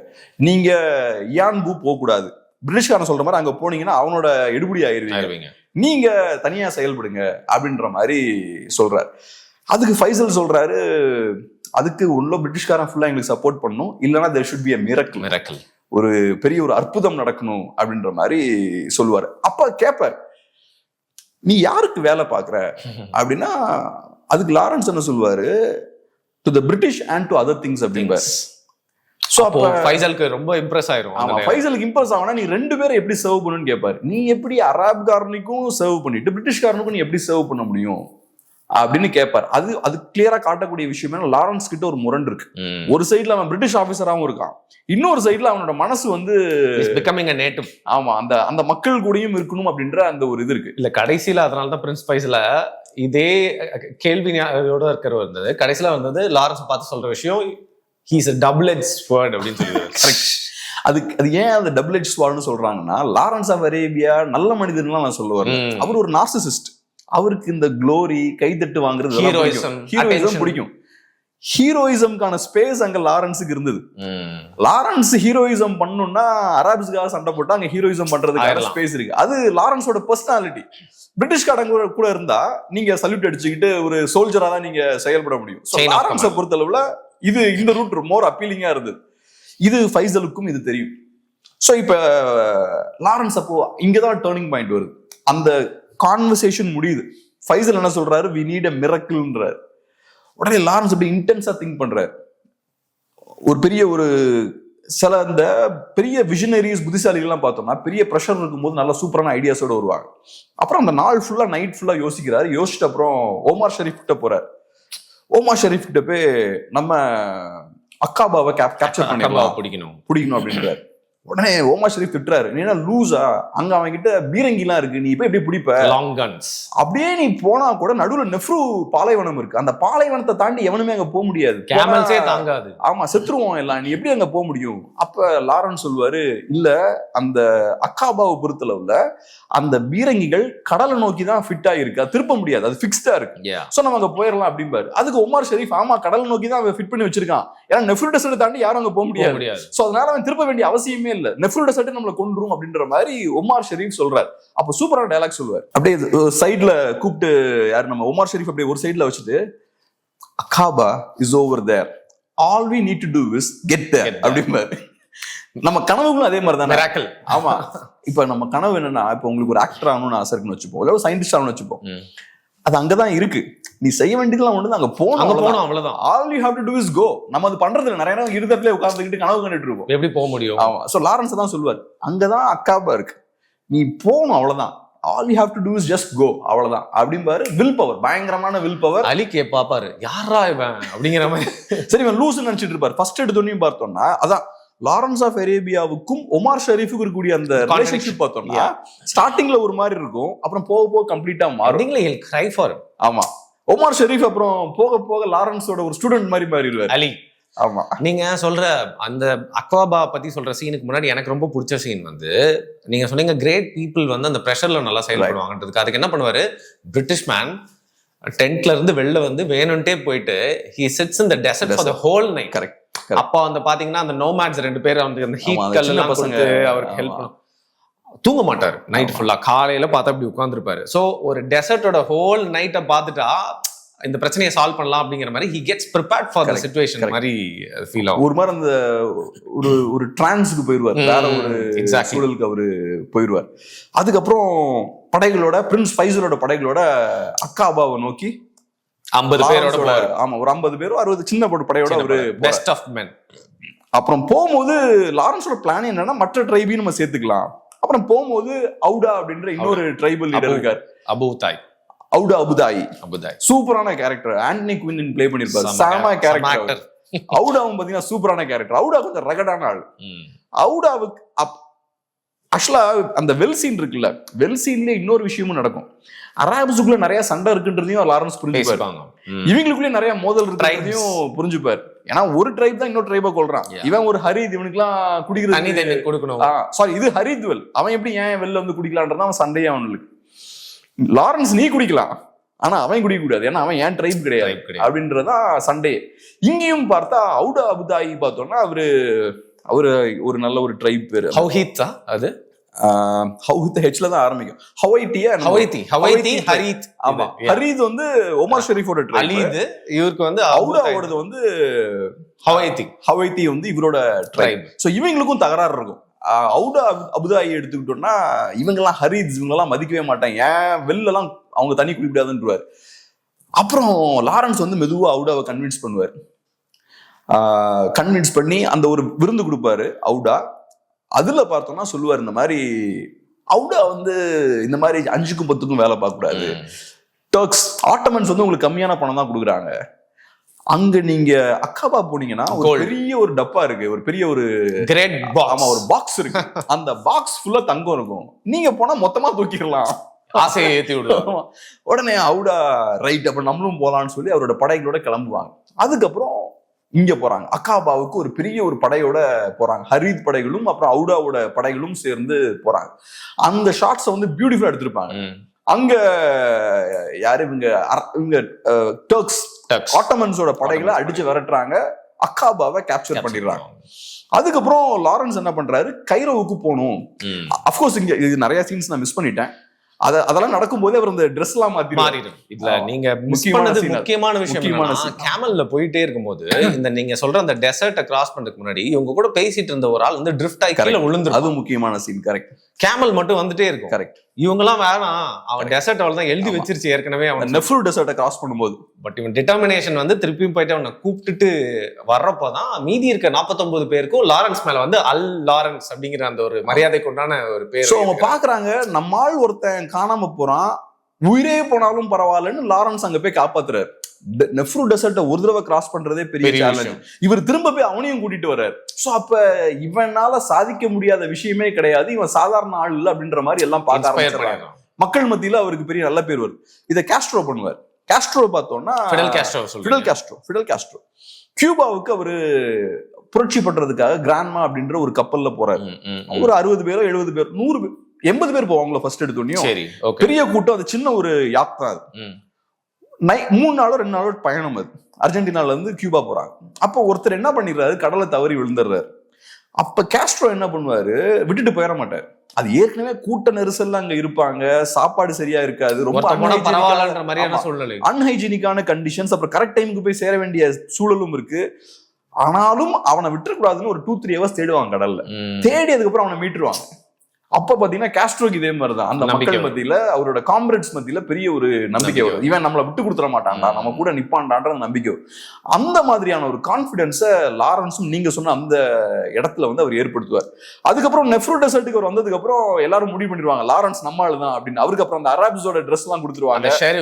கிராண்ட் ஷெரிஃபோட அந்த ஒயிட் Dress, அப்புறம் அந்த ஒயிட் Dress எல்லாம் போட்டு அப்ப லாரன்ஸுக்கு அப்பதான் கொஞ்சம் கொஞ்சமா அந்த கிக் ஏற ஆரம்பிக்கும், அந்த போதை கொஞ்சம் கொஞ்சமா வர ஆரம்பிக்கும். போதை தான் இல்ல, ஆமா அது போதை தான். அந்த மக்களோட அட்மிரேஷன், லாரன்ஸ் அவங்க ஹீரோவா கொண்டாடுறது, அப்புறம் மன்னர் மாதிரி ஒரு ட்ரெஸ்ஸை கொடுக்கறது, அதெல்லாம் பார்த்தோன்னே லாரன்ஸுக்கு கொஞ்சம் கொஞ்சமா லைட்டா மண்டை கலர் ஆரம்பிக்கும் அந்த இடத்துல இருந்து. பேசிக்கா அதை சொல்லாம ஒரு விஷயம் சொல்லியிருப்பாங்க. See, whatever said and done, he is a white skin person. ஆமா. So அரப்ல இருக்கவங்க எல்லாருமே இந்த மாடர்னிட்டிக்கு மாறிட்டு வரும்போது ஒரு ஒயிட் ஸ்கின் பர்சன் வந்து உங்க சைடுக்கு சண்டை போடுறப்போ வந்து அவர் ஒரு மாதிரியான எப்படி சொல்றது, ஒரு கொண்டாடுற மனநிலைக்கு போய் அவுடா அதை நல்லா பண்ணிருப்பாரு. அவுடா அதை ஓப்பனா சொல்லியிருப்பாரு. அவுடாவோட பையனை கூப்பிடுவாரு. What do you see son அப்படின்னு கேட்பாரு. ஆனா அந்த ட்ரெஸ்ஸோட கலர் சொல்லுவான், அந்த மாதிரி எந்த நேஷனாலிட்டி அப்படின்னு சொல்லிடுவான். அந்த ட்ரெஸ் அந்த முக்கியஸ்தரோட ட்ரெஸ் அப்படின்னு சொல்லுவார். உள்ள இருக்கிறது அரபா ஹரிதா அப்படின்னு கேட்பாரு. அண்ட் இங்கிலீஷ் மேன் அப்படிமா. நைஸ். நீங்க என்னதான் குட்டிக்காரனை அடித்தாலும் you are who you are. உங்க அடையாளத்தை நீங்க மாத்த முடியாது. அதான் அங்கதான் ப்ரூவ் பண்ணுவாங்க. லாரன்ஸ் வந்து குட்டிக்காரனை அடிக்கலாம், அராப் ட்ரெஸ் போட்டுக்கலாம், டாகர் வச்சுக்கலாம், ஆமா அராப்ஸ் ரெப்ரசென்ட் பண்றேன்னு சொல்லலாம். But end of the day you are an English. அதை வந்து நல்லா அழகா காட்டியிருப்பாங்க. ஸோ இப்ப அராப் ட்ரெஸ் எல்லாம் போட்டு போய் அங்க போய் டர்க்ஸை வந்து வீழ்த்தியாச்சு, அக்காபாவையும் கேப்சர் பண்ணியாச்சு. அண்ட் ட்ரெயின்லாம் நடுவுல பெரிய அந்த ஹைஸ்ட்லாம் வந்து பண்ணுவாங்க, ட்ராக்கை வந்து உடைச்சு. இல்ல அதான் அதுக்கப்புறம். ஸோ இப்ப அடுத்த சேலஞ்ச் என்னன்னா லாரன்ஸுக்கு, அடுத்தது கைரோ போய் பிரிட்டிஷ் ஹெட் குவார்டர்ஸ்ல தகவலை சொல்லணும், நான் அக்காபாவை கேப்சர் பண்றேன். இப்ப லாரன்ஸ் என்ன பண்ணிருக்காருன்னா, ஒரு வகையில பார்த்தா அது பெரிய தவறு. பிரிட்டிஷ்காரனோட பெர்மிஷனே இல்லாம நீ அக்காபாவை கேப்சர் பண்ற, ஏன்னா நீ ஒரு பிரிட்டிஷ் சர்விங் ஆபீசர். சர்விங் ஆபீசரா இருந்து பெர்மிஷன் இல்லாம இதெல்லாம் பண்ணக்கூடாது. உடனே இப்ப லாரன்ஸ் கொஞ்சம் கால்குலேஷன் எல்லாம் பண்ணிருக்காரு. பிரிட்டிஷ்காரனுக்கு தேவை இருக்குன்னு அவருக்கு தெரியும். அதனாலதான் அதை பண்றாரு. அப்புறம் அவர் என்ன பண்றாரு, அந்த 2 சின்ன பசங்களை கூட்டிட்டு போறாரு. இங்க ஒரு முக்கியமான சீன் இருக்கும். இங்க இது ரொம்ப டர்னிங் பாயிண்டான ஒரு சீன் பாக்குறேன். அவர் என்ன சொல்றாரு, சைனாய் டெசர்ட் தாண்டி போகணும். உடனே இவரு கேட்பாரு, நம்ம அவுடா கேட்பாரு, are you going to cross the Sinai அப்படின்னு கேட்பாரு. why Moses did அப்படிம்பாரு. Moses what a prophet, God அவர் கூட இருந்தாரு அப்படின்னு சொல்றாரு. உடனே அதுவே பார்த்தோம்னா அவருக்கு வந்து நம்ம வந்து ஒரு பெரிய ஒரு ப்ராஃபெட் மாதிரி, ஒரு கடவுள் மாதிரி அப்படின்ற ஒரு ஃபீல் பார்த்தோம்னா லாரன்ஸுக்கு வர ஆரம்பிச்சிருச்சு. அப்ப டெசர்ட்ல போகும்போதும் ஒரு புயல் மாதிரி ஒன்று அடிக்கும். அப்ப ஒரு பில்லர் ஆஃப் ஃபயர் அப்படிம்பாரு. அதுவும் பார்த்தோம்னா அது இஜிப்டியன்ஸ் கிராஸ் பண்ணும்போது வரது, எக்ஸோடஸ்ல வரக்கூடிய ஒரு பில்லர் ஆஃப், அத அவன சின்ன பசங்க சொல்லுவாங்க, it's pillar of dust, it's dust அப்படிம்பாங்க. சோ அந்த விஷயமும் நடக்கும். அந்த நத்திங் இஸ் ரிட்டன் அந்த டயலாக் விட்டுட்டீங்களே நீங்க அதை பத்தி பேசுவீங்க, நான் எதிர்பார்த்துட்டே இருக்கேன். சோ அந்த நத்திங் இஸ் ரிட்டன் பார்த்தோம்னா லாரன்ஸை பொறுத்தளவுல நான் சொன்ன மாதிரி அவரோட வில் பவரை நம்பக்கூடிய ஒரு ஆள். எழுதி வச்சிருக்காங்க, கடவுள் எழுதி வச்சுதான் நடக்கும், அதெல்லாம் கிடையாது. என் வில் பவரை வச்சு நான் எல்லாத்தையுமே பிரேக் பண்ணிடுவேன். ஸோ அந்த டெசர்ட்ல அந்த ஒருத்தன் காணாம போகும்போது இட்ஸ் ரிட்டன் அப்படிம்பாங்க. அவன் சாகணுன்றது எழுதி வச்சிருக்கு அப்படிம்பாங்க. உடனே லாரன்ஸ் அதை ப்ரூவ் பண்றாரு. Nothing is return unless I right it my self அப்படின்ற அந்த விஷயத்தை வந்து அவர் ப்ரூவ் பண்றாரு. ஒமார் ஷெரீப் அதுக்கப்புறம் தான் ஏத்துக்கிறார். For some men nothing is written அப்படின்றத ஒமார் ஷெரீஃபும் சொல்லுவார். அவங்கள பொறுத்த வரைக்கும் அது blasphemy அப்படி ஒத்துக்கிறது. பட் அப்படியும் தாண்டி அவங்க வந்து அவரோட வில் பவரை யூஸ் பண்ணி அவர் அதை கான்கர் பண்றாரு. லாரன்ஸ் வந்து அவரோட வில் பவரை யூஸ் பண்ணி எழுதி இருந்தாலும் அதை ரீரைட் பண்ணுவேண்டா அப்படின்றத கான்கர் பண்ணி காட்டுறாரு. So coming back to the scene you said, தான் ஒரு ப்ராஃபிட்டா நினைச்சிட்டு இந்த ரெண்டு பசங்களும் அந்த தவூத் அப்புறம் அந்த ஃபசாட்ன்ற பையனை கூப்பிட்டுட்டு டெசர்ட்ல போறாரு. அங்க அவரோட மைண்ட் உடையுது இல்ல. சோ இப்ப என்னன்னா அங்க அந்த ஒரு பையன் இறந்துடுறான். அது ஒரு பெரிய ஒரு குவிக் சாண்ட்ல அவன் மாட்டி ஒருத்தர் இறந்துடுறான். இன்னொரு பையனோட சூவஸ் கேனலுக்கு போய் சேர்றாங்க. ஸோ ஒரு சைட்ல லாரன்ஸ் ஆஃப் அரேபியா சின்ன பையன் நடிக்கிறாங்க, நடுவில் தண்ணி போய்கிட்டு இருக்கு, சூவஸ் கேனல் போயிட்டு இருக்கு. இன்னொரு சைட்ல ஒரு பிரிட்டிஷ் சோல்ஜர் ஒருத்தர் பைக்ல வர்றாரு. இவங்க இங்க இருந்து கத்துறாங்க. கத்துனோடனே அவன் கேட்கறான் ஹூ ஆர் யூ அப்படின்னு கேட்கறான். அப்பதான் லாரன்ஸ் ஆஃப் அரேபியாவுக்கு ஸ்ட்ரைக் ஆகுது. ஆமா நம்ம யார் நிஜமாவே அப்படின்ற அந்த கேள்வி அப்படியே அந்த முகம் ஃபுல்லா அது நல்லா காட்டியிருப்பான் அந்த சீனை.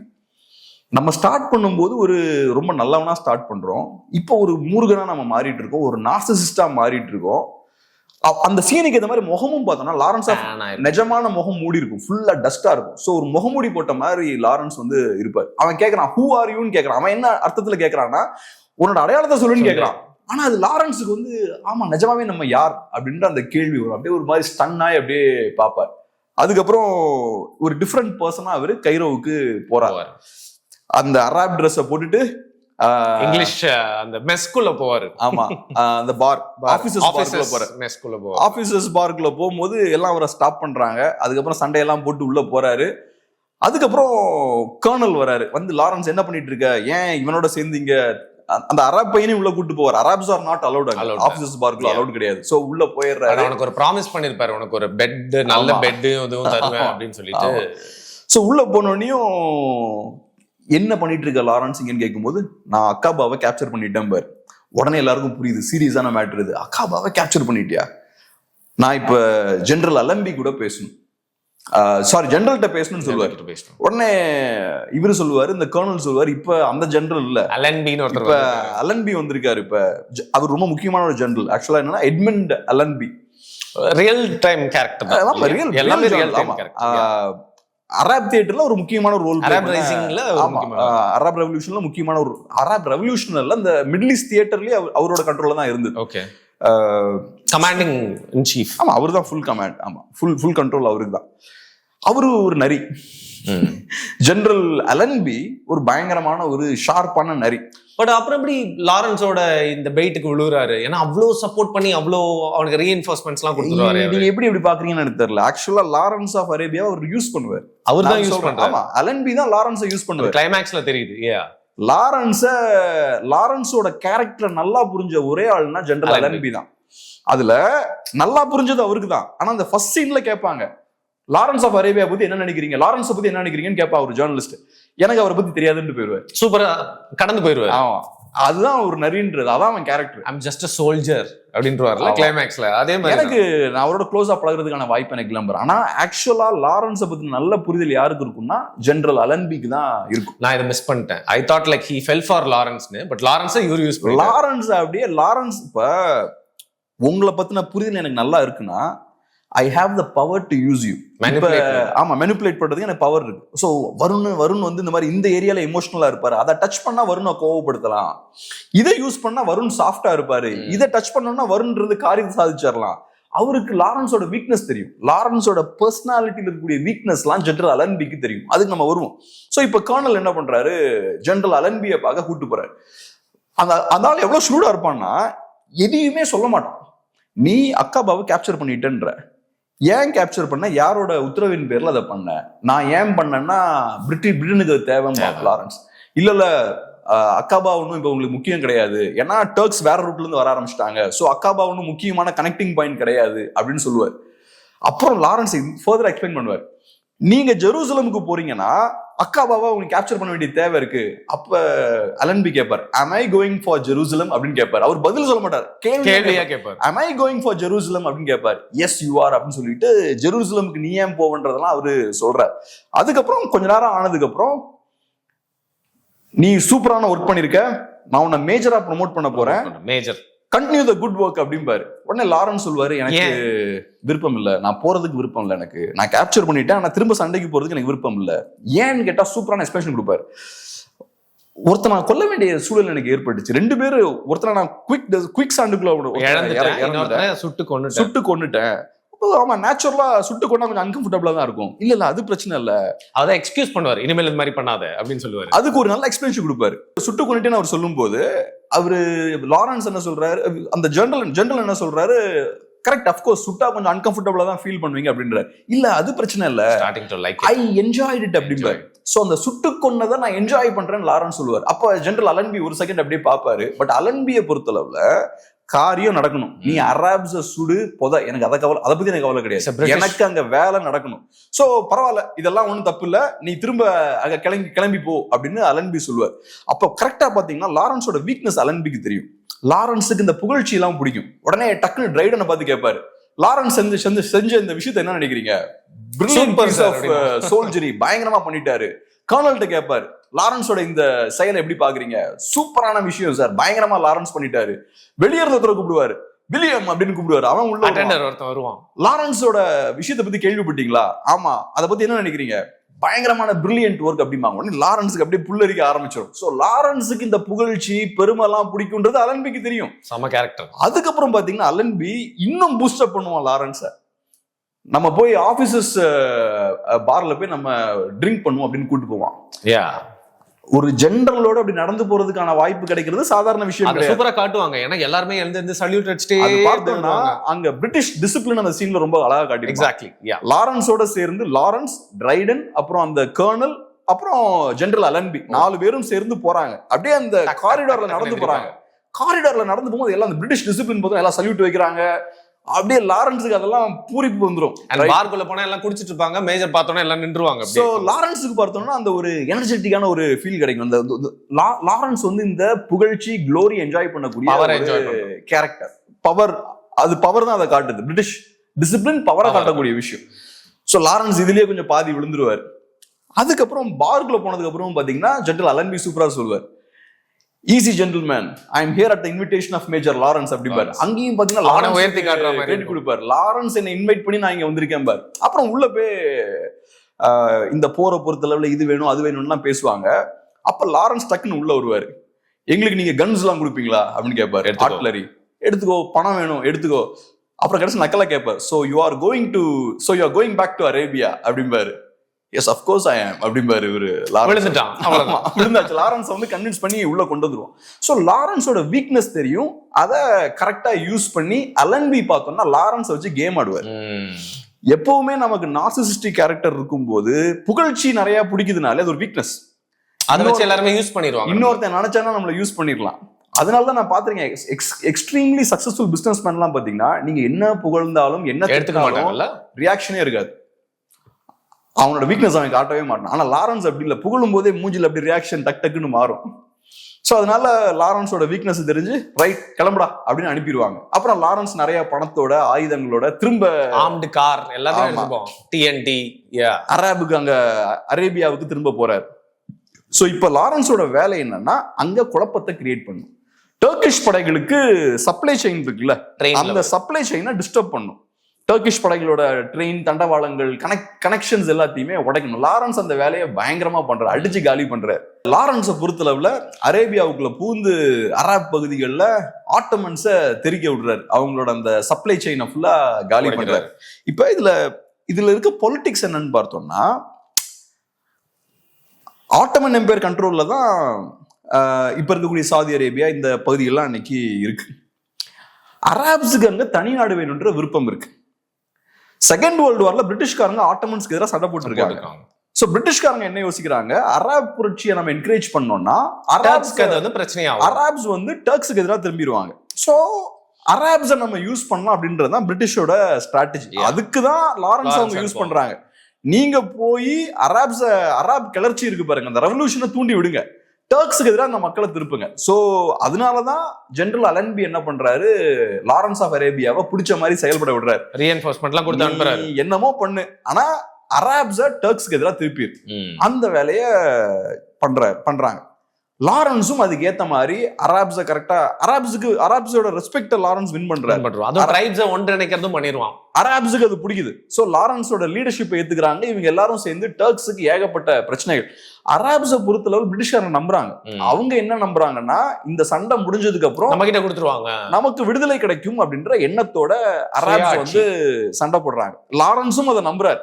ஆனா பிரிட்டிஷ்காரங்களுக்கு வேற பிளான் இருக்கு. சோ அதனாலதான் லாரன்ஸ் வந்து அங்க ஜெனரல் அலன்பீட்ட கேட்பாரு, வி நீட் ஆர்ட்டிலரிம்பாங்க. அதுக்கு sure you can have artilleries அப்படின்றாரு. அதுக்கப்புறம் அந்த அட்வைசர் ட்ரைடன் கேட்பாரு, are you really going to give them artilleries? ஏன்னா நீங்க ஆர்ட்டிலரிஸை கொடுக்கறதும் அந்த மக்களுக்கு விடுதலை கொடுக்கறதும் ஒண்ணு. நீ ஆர்ட்டிலரிஸ் கொடுத்தனா நாளைக்கு அவன் அந்த பீரங்கியை ஓம்பக்கம் திருப்பிடுவான். அதுக்கும் பாத்தீங்கன்னா பதில் சொல்ல மாட்டார். கேள்வி கேட்பார் அலன்பி, am I allowed to give them artilleries அப்படின்னு கேட்பாரு. நோ அப்படிம்பாரு. then I'm not giving them artilleries. ஏன்னா நான் வந்து பொலிட்டிஷியன் கிடையாது. I am just a soldier. எனக்கு I have orders to obey. நான் எனக்கு பிடிச்ச மாதிரிலாம் செயல்பட முடியாது. லாரன்ஸ் மாதிரி லாரன்ஸ் அவனுக்கு பிடிச்ச மாதிரி செயல்பட்டு இருக்கான். ரைட்டிங் சூப்பரா இருக்கு. நான் அப்படி கிடையாது. நான் வந்து I am a soldier. எனக்கு கொடுத்த உத்தரவை தான் நான் ஃபாலோ பண்ண முடியும். சோ அங்க பார்த்தோம்னா அலன்பி லாரன்ஸை ஏமாத்திட்டு இருக்கான்றது ப்ரூவ் ஆயிடும். பட் எனிவே லாரன்ஸ் வந்து அவரோட வேலைகள்லாம் பாக்குறாரு. பெரிய ட்ரைபல் குரூப்போட போறாரு. அவுதாவோட படைகள், அப்புறம் ஹரீத் படைகள், ஒமார் ஷரீஃப் படைகள், கேமல் எல்லாத்தையும் தூக்கிட்டு போறாரு. அது போக வேற நிறைய படைகள்லாம் சேர்ந்து அடிச்சு காலி பண்றாங்க. டர்க்ஸை விட்டு தெறிக்க விடுறாங்க. கொஞ்சம் போக போக என்ன ஆகுது, அதிருப்தி வர ஆரம்பிக்குது. ஏன்னா இவங்களை பொறுத்தளவுல ஏறக்குறைய கொள்ளையர்கள் மாதிரி தான். அவங்க போய் அட்டாக் பண்றாங்க. அவங்க கிட்ட இருக்கக்கூடிய அந்த பொருட்கள் எல்லாம் திருடினதுக்கு அப்புறம் திருப்பி ஓடிடுறது. அவ்வளவுதான். எங்களுக்கு வந்தோம், சண்டை போட்டோம், பொருள் கிடைச்சது, நாங்க பாட்டுக்கு போறோம். அபுதாயி அதான் பண்ணுவாரு. ஆமா, அபுதாயும் அப்புறம் போயிருவாரு. சோ இந்த சண்டைகள்லாம் போய்கிட்டு இருக்கும். அங்க அராப்ல பார்த்தோம்னா ஏகப்பட்ட குழப்பங்களை கொடுத்துட்டு இருப்பாரு. ஆனா போக போக அவங்களோட வேலைப்பாடுகள் வந்து கம்மியாக ஆரம்பிச்சிடும். ஏன்னா வந்தவங்க எல்லாம் ஸ்லோவா கிளம்பி போக ஆரம்பிச்சிடுவாங்க. அதுக்கப்புறம் ஒரு சின்ன படை தான் இருக்கும் லாரன்ஸ் கிட்ட. குறிப்பா அவரோட விசுவாசிகள் மட்டும் தான் இருப்பாங்க. அதுல முக்கியமா ஒமார் ஷரீஃப் கூடயே இருப்பார். ஒமார் ஷரீஃப் பொறுத்தளவுல லாரன்ஸ் ஒரு டீச்சர் மாதிரி பார்ப்பார். சோ நம்ம அவரை விட்டு கடைசி வரைக்கும் போக கூடாது அப்படின்ற அவர்கிட்ட இருந்து கூடயே இருக்கக்கூடிய ஒரு கேரக்டரா ஒமார் ஷரீஃப் இருக்கார். அப்ப ஒமார் ஷரீஃப் அட்வைஸ் பண்றாரு, நம்ம கொஞ்சம் இறங்கி போறது நல்லது. ஏன்னா நம்மகிட்ட ஆட்கள் இல்ல. நீங்க ரொம்ப ஓவரா டிமாண்ட் பண்றீங்க உங்க கூட இருக்கவங்கள, உங்க கூட இருக்கவங்க கிட்ட இருந்து அவங்கள ரொம்ப எக்ஸ்ட்ரீமா புஷ் பண்றீங்க அப்படின்ற ஒரு விஷயத்த சொல்லுவாரு. நீங்க சாதாரண ஒரு லீடர் மாதிரி விஷயங்களை உங்க தொண்டர்கள்ட்ட எதிர்பார்க்க மாட்டீங்க. You want them to move mountains, walk on the water அப்படின்பாரு. திருப்பி வெளில வந்து கேட்பாரு, கரெக்ட், அந்த wants to walk on water with me. So யாரும் ரெடியா இருக்க மாட்டாங்க. அதுக்கப்புறம் லாரன்ஸுக்கும் வந்துடும், தனியா அவரே நானே சாதிக்கிறேன், அவர் ஒரு ப்ராஃபிட் மாதிரி தன்னை பார்க்க ஆரம்பிக்கிறார். அப்புறம் இவங்க டர்க்ஸோட பகுதிக்குள்ள ஒமார் ஷரீஃப் கூட போறாரு. இந்த முகத்தெல்லாம் கவர் பண்ணாம அவர் பாட்டுக்கு ஓப்பனா பிரிட்டிஷ்கார மாதிரியே போறாரு. டர்க்ஸ் அரெஸ்ட் பண்ணிடுறாங்க. அரெஸ்ட் பண்ணி அவரை அடிக்கிறாங்க, தாக்குறாங்க, செக்ஷுவலாவும் அவர் அபியூஸ் பண்ணிருப்பாங்க அப்படின்ற மாதிரி சொல்லப்படுது. இந்த சம்பவம் நடந்ததுக்கு அப்புறம் லாரன்ஸ் பார்த்தோம்னா கம்ப்ளீட்டா மாறிடுறாரு. வேற ஒரு பர்சனாலிட்டியா லாரன்ஸ் சொல்லலாமா? ஆமா. அதுக்கப்புறம் லாரன்ஸ் வந்து ஃபர்ஸ்ட் என்னெல்லாம் பேசினாரோ அதுக்கு நேர் எதிராக பேச ஆரம்பிக்கிறார். ஒருத்தன் நினைச்சாங்கன்னா என்ன வேணாலும் சாதிக்கலாம், நத்திங் இஸ் ரிட்டர்ன்னு சொல்லுவார்ல ஃபர்ஸ்ட். ஆமா. அதுக்கப்புறம் பார்த்தோம்னா நினைச்சதெல்லாம் சாதிக்க முடியாது, நான் ஒரு சாதாரண மனிதன் தான், நானும் ஃபிளஷ் அண்ட் பிளட்டால தான் ஆயிருக்கேன். சோ லாரன்ஸுக்கு இங்க இருக்கிறது பிடிக்கல, நான் கிளம்பி போயே தீரணும் அப்படின்ற ஒரு இடத்துக்கு வந்துட்டார். நான் இனிமேல் சாதாரணமா ஆபீஸ்ல ஒரு கிளர்க் வேலை பார்க்க போறேன், எனக்கு இந்த டெசர்ட் இந்த போர் இதெல்லாம் வேண்டாம். அப்புறம் ஒமார் ஷரீஃப் சண்டை போடுவாரு. அப்போ உன்னை நம்பி வந்தவங்களாம் என்ன அப்படின்னு கேட்பாரு. இல்ல நீங்க நம்பி இருக்க கூடாது, நான் வெள்ளைக்காரன் தான், அராப் கிடையாது, சோ நீங்களே பாத்துக்கோங்க, வேலையை நீங்க பாத்துக்கோங்கன்னு சொல்லிட்டு லாரன்ஸ் வந்து கிளம்பிடுறாரு. கிளம்பி திருப்பி கைரோவுக்கு போறாரு, ஹெட் குவார்டர்ஸ்க்கு போறாரு. ஜெனரல் அலன்பியை அங்க மீட் பண்றாரு. இப்ப திரும்பவும் ஜெனரல் அலன்பி பார்த்தோம்னா லாரன்ஸோட மண்டையை கழுவுறாரு. ஜெனரல் அலன்பியை பொறுத்தளவு இப்ப என்னன்னா டர்க்ஸுக்கு எதிரான பெரிய ஒரு தாக்குதலுக்கு தயாராயிட்டு இருக்காரு. பல முனை தாக்குதல் நடத்த தயாராயிட்டு இருக்காரு. அதுல ஜெனரல் அலன்பிக்கு லாரன்ஸ் அவசியம். அராப்ஸும் கூட அட்டாக் பண்ணும், அப்பதான் அது முழுமையான ஒரு தாக்குதலா இருக்கும், ஒரு பெனட்ரேஷன் உண்டாக்குமா. சோ ஜெனரல் அலன்பியை பொறுத்தளவுல I am planning my big push, you are an integral part of it அப்படிம்பாரு. நீ முக்கியமான ஒரு பார்ட், நீயும் இந்த பிக் புஷ்ல பார்ட்டிசிபேட் பண்ணுவோம். உடனே லாரன்ஸ் கத்திடுவார், I don't want to be part of your big push அப்படிம்பாரு. அப்புறம் பார்த்தா முதுகுல இந்த ரத்தம் வர ஆரம்பிச்சிடும் லாரன்ஸுக்கு. அப்புறம் இவர் கேட்பாரு, ஆமா டாக்டர் வேணுமா அவனுக்கு, ஆமா உங்களுக்கு டாக்டரை பார்க்கணுமா அப்படிம்பாங்க. அப்புறம் போயிடுவாங்க. அதுக்கப்புறம் திருப்பி அலன்பி என்ன பண்ணுவாரு, கன்வின்ஸ் பண்ணுவார், லாரன்ஸ் நீ வந்து சாதாரண ஆள் கிடையாது, ரொம்ப ஸ்பெஷலான ஒரு இண்டிவிஜுவல். உன்ன மாதிரியான ஸ்பெஷலான இண்டிவிஜுவல்ஸ் எல்லாம் பார்த்தோம்னா எப்பயாவது தான் உருவாங்க. சோ அதை நீ கரெக்டா யூஸ் பண்ணணும். உடனே லாரன்ஸுக்கு திரும்ப அப்படியே புள்ள இருக்கும். லாரன்ஸுக்கு இப்ப தெரியும் இவன் நம்மள யூஸ் பண்றான்றது புரிஞ்சுப்பாரு. பட் இருந்தாலும் ஓகே அதை என்ஜாய் பண்ணுவாரு லாரன்ஸ். அதுக்கப்புறம் திரும்பவும் அதே மாதிரி கன்வின்ஸ் பண்ணிடுவார், நீ திரும்ப போகணும், திரும்ப போய் நீ சண்டை போடணும் அப்படின்றத, அந்த அரேப் ரெவல்யூஷனை நீ திரும்ப பண்ணணும் அப்படின்னு கன்வின்ஸ் பண்ணிடுவாரு லாரன்ஸ். ஆனா இப்ப ஸ்ட்ராங்கா சொல்லுவார், டமாஸ்கஸை பிடிக்கணும்ன்றதான் பிளான். சிரியால இருக்கு டமாஸ்கஸை கேப்சர் பண்ணணும் அப்படின்றதான் பிளான். லாரன்ஸ் சொல்லுவாரு, நான் டமாஸ்கஸை கேப்சர் பண்ணுவேன், உனக்கு முன்னாடி நான் டமாஸ்கஸ் போயிடுவேன். அதாவது பிரிட்டிஷ் ஆர்மிக்கு முன்னாடி, பிரிட்டிஷ் படைகளுக்கு முன்னாடி நான் டமாஸ்கஸ் போவேன், போய் விடுதலையும் அறிவிச்சிருவேன் அப்படின்பாரு லாரன்ஸ். உடனே தாராளமா நீ அதை பண்ணிக்கோ அப்படின்பாரு. அலன்வியோட புத்திசாலித்தனம் அதுதான், வேலையை கொஞ்சம் ஈஸியாக்கி கொடுப்பா, நீ என்ன வேணாலும் பண்ணிக்க, கடைசியில் நான் உன்கிட்ட இருந்து பறிச்சிடுவேன்டா, நீ கேப்சர் பண்ணா கேப்சர் பண்ணு, உன்கிட்ட இருந்து எப்படி திருப்பி வாங்கணும்னு எனக்கு தெரியும். ஸோ நீ போறனா போ, டமாஸ்கஸுக்கு சூப்பர், எனக்கு அவ்வளவுதான் வேணும், வேற எதுவும் வேண்டாம், தாராளமா நீ டமாஸ்கஸ் போ. அதுக்கப்புறம் ஜெனரல் அலன்பி பார்த்தோம்னா அவர் ஜெனரல்ஸ் எல்லாம் கூப்பிட்டு பேசுவார். நம்ம வந்து இந்த மாதிரி தாக்குதல் நடத்த போறோம், இந்த படை இங்க இருந்து போகுது, அந்த படை அங்க இருந்து போகுது. அப்புறம் ஒரு ஆபீசர் கேட்பாரு, இந்த இந்த அரேப் ஆர்மின்றது what's it made of and where is it now அப்படின்னு கேட்பாரு. அதுக்கு இந்த கர்னல் எதிர்த்து சொல்லுவாரு, அங்க இருந்தாதான் தெரியும் அவங்க எங்க இருக்காங்கன்னு. ஏன்னா அது ஒரு ஹைலி மொபைல் ஆர்மி, கேமல்ஸோட மூவ் பண்ணிட்டே இருக்காங்க, ஒரு இடத்துல இருக்கவங்க கிடையாது அவங்க. உடனே அங்க இருந்தாதான் தெரியும். உடனே அப்புறம் அலன்பி சொல்லுவாரு, தென் கெட் தேர் அப்படிம்பாரு இவர்கிட்ட. அதுக்கப்புறம் ஒன்னு சொல்லுவாரு, பவுந்தம் சார்லி, பவுந்தம் அப்படின்னு அந்த போர்ட்ல அந்த மேப்ல அடிப்பாரு, மேப்ல ஒரு குத்து. அது ரொம்ப பிடிச்ச சீன் எனக்கு, எனக்கும் பிடிக்கும். பவுந்தம் சார்லி, பவுந்தம், அதுக்கு அர்த்தம் என்னன்னா ஆர்ட்டிலரி யூஸ் பண்ணி அவங்களை காலி பண்ணுங்க, பீரங்கிகளை யூஸ் பண்ணி கடுமையான தாக்குதல் நடத்துங்க. அடுத்த சீன் பார்த்தோம்னா பாம்ஸ் வந்து டிராப் ஆயிட்டு இருக்கும், டும் டும்னு சவுண்ட் கேட்கும். ஒமார் ஷெரீப் அப்படி மன உடைஞ்சு பார்ப்பாரு. அந்த தாக்குதலுக்கு பலியாரவங்களுக்காக நான் பிரேயர் பண்ணிக்கிறேன் அப்படின்னு, டமாஸ்கஸ்ல நடந்துட்டு இருக்கிற தாக்குதல், ஒமார் ஷெரீப் அவங்களுக்காக நான் பிரேயர் பண்ணிக்கிறேன் அப்படின்னு சொல்லுவார். உடனே லாரன்ஸ் என்ன சொல்லுவாரு, அவங்க எல்லாம் எதிரிகள் தானே அப்படின்பாரு. இல்ல யாரா இருந்தாலும் பரவாயில்ல, I will pray for them. So அங்க பார்த்தோம்னா சூப்பரான ஒரு டிரான்ஸ்ஃபர்மேஷன் பார்த்தோம்னா ஏற்படுது. லாரன்ஸ் பார்த்தோம்னா ரொம்ப ஒரு சாஃப்டான ஆளா இருந்தவர் ஒரு காட்டு மிராண்டியா மாறுறாரு, உயிர் மேல இருக்கக்கூடிய அந்த மதிப்பே இல்லாம மாறுறாரு. ஆனா ஒமார் ஷெரீப் பார்த்தோம்னா ஸ்டார்டிங்ல காட்டானா இருப்பாரு, உயிருக்கு மதிப்பு கொடுக்க மாட்டாரு. அவரு பார்த்தோம்னா போக போக சாஃப்டான ஒரு கேரக்டரா, அடுத்தவனை மதிக்கக்கூடிய ஒரு கேரக்டரா மாறுறாரு. அதுக்கப்புறம் பார்த்தோம்னா ரிப்போர்ட் போகுது பிரிட்டனுக்கு, இந்த மாதிரி நம்மளை விட அவங்க தான் வேகமா போயிட்டு இருக்காங்க, போற போக்க பார்த்தா லாரன்ஸோட படைகள் அங்க டமாஸ்கஸுக்கு சீக்கிரம் போய் சேர்ந்துரும் அப்படின்ற மாதிரி தோணுது, அப்படின்ற மாதிரி செய்தி போய் சேருது. உடனே அலன்பியும் கொஞ்சம் சர்ப்ரைஸ் ஆகிறாரு, சொன்ன மாதிரி அவன் பண்ணிடுவான் போலியே. அப்ப சொல்றாங்க, அந்த கர்னல் சொல்றாரு அலன்பி கிட்ட, ஒரு விஷயம் நடந்ததுன்னா லாரன்ஸ் அங்க போய் சேராம இருக்க வாய்ப்பு இருக்கு. ஒரு டர்க்கிஷ் ஆர்மி நடுவுல இருக்கு, தனியா ஒரு டர்க்கிஷ் ஆர்மி நடுவுல இருக்கு, லாரன்ஸ் போற பாதையில இருக்கு, அவங்க கூட சண்டை போட்டாங்கன்னா போகாம இருக்க வாய்ப்பு இருக்கு, டிலே ஆக வாய்ப்பு இருக்குன்றாங்க. அது சூப்பரான சீன். அந்த அரேப் ஆர்மி லாரன்ஸோட தலைமையில அங்க போய் நிற்கும், இந்த டர்க்கிஷ் ஆர்மி ஒரு மாதிரி குழப்பத்துல அப்படியே போய்கிட்டு இருக்கும். உடனே இவர் ஒமார் ஷெரீப் சொல்லுவாரு, நமக்கு இது வேண்டாம், டமாஸ்கஸ் லாரன்ஸ், டமாஸ்கஸ், இவங்க கூட நம்ம சண்டை போட்டு டைம் வேஸ்ட் பண்ண வேண்டாம், அவங்க ஸ்பெண்ட் ஃபோர்ஸ்பாங்களா, அவங்களால ஒன்றும் பண்ண முடியாது, அந்த மாதிரி ஃபோர்ஸ். பக்கத்துல இன்னொருத்தன் இருப்பான், லாரன்ஸோட லெஃப்ட் சைட்ல அலி இதை சொல்லுவான், டமாஸ்கஸ் லாரன்ஸ் இவங்க நமக்கு வேண்டாம். ரைட் சைட்ல இன்னொருத்தன், அவன் பார்த்தோம்னா நோ பிரிசனர்ஸ் அப்படிம்பா, இவனுங்களை ஒருத்தனை விடாம எல்லாத்தையும் கொள்ளணும் அப்படின்னா, அவன் ஊர் வந்து பறிப்பு. கரெக்ட். ஏன்னா அவன் பேர் தலால், அவனோட சொந்த ஊரே இந்த டர்க்கிஷ் ஆர்மி கம்ப்ளீட்டா சூறையாடி இருப்பாங்க, அங்க இருக்க பெண்கள் ஆண்கள் எல்லாத்தையுமே கொண்டிருப்பாங்க. ஸோ தலாலுக்கு பர்சனலா ஒருத்தனை விடக்கூடாதுன்ற அந்த எண்ணம் இருக்கும், எல்லாத்தையும் பழி வாங்கணுன்ற எண்ணம் இருக்கும். லாரன்ஸ் அப்படியே கொஞ்சம் கன்ஃபியூஸ்டா இருப்பான், ஒரு பக்கத்துல கடவுள், இன்னொரு பக்கத்துல மிருகம்.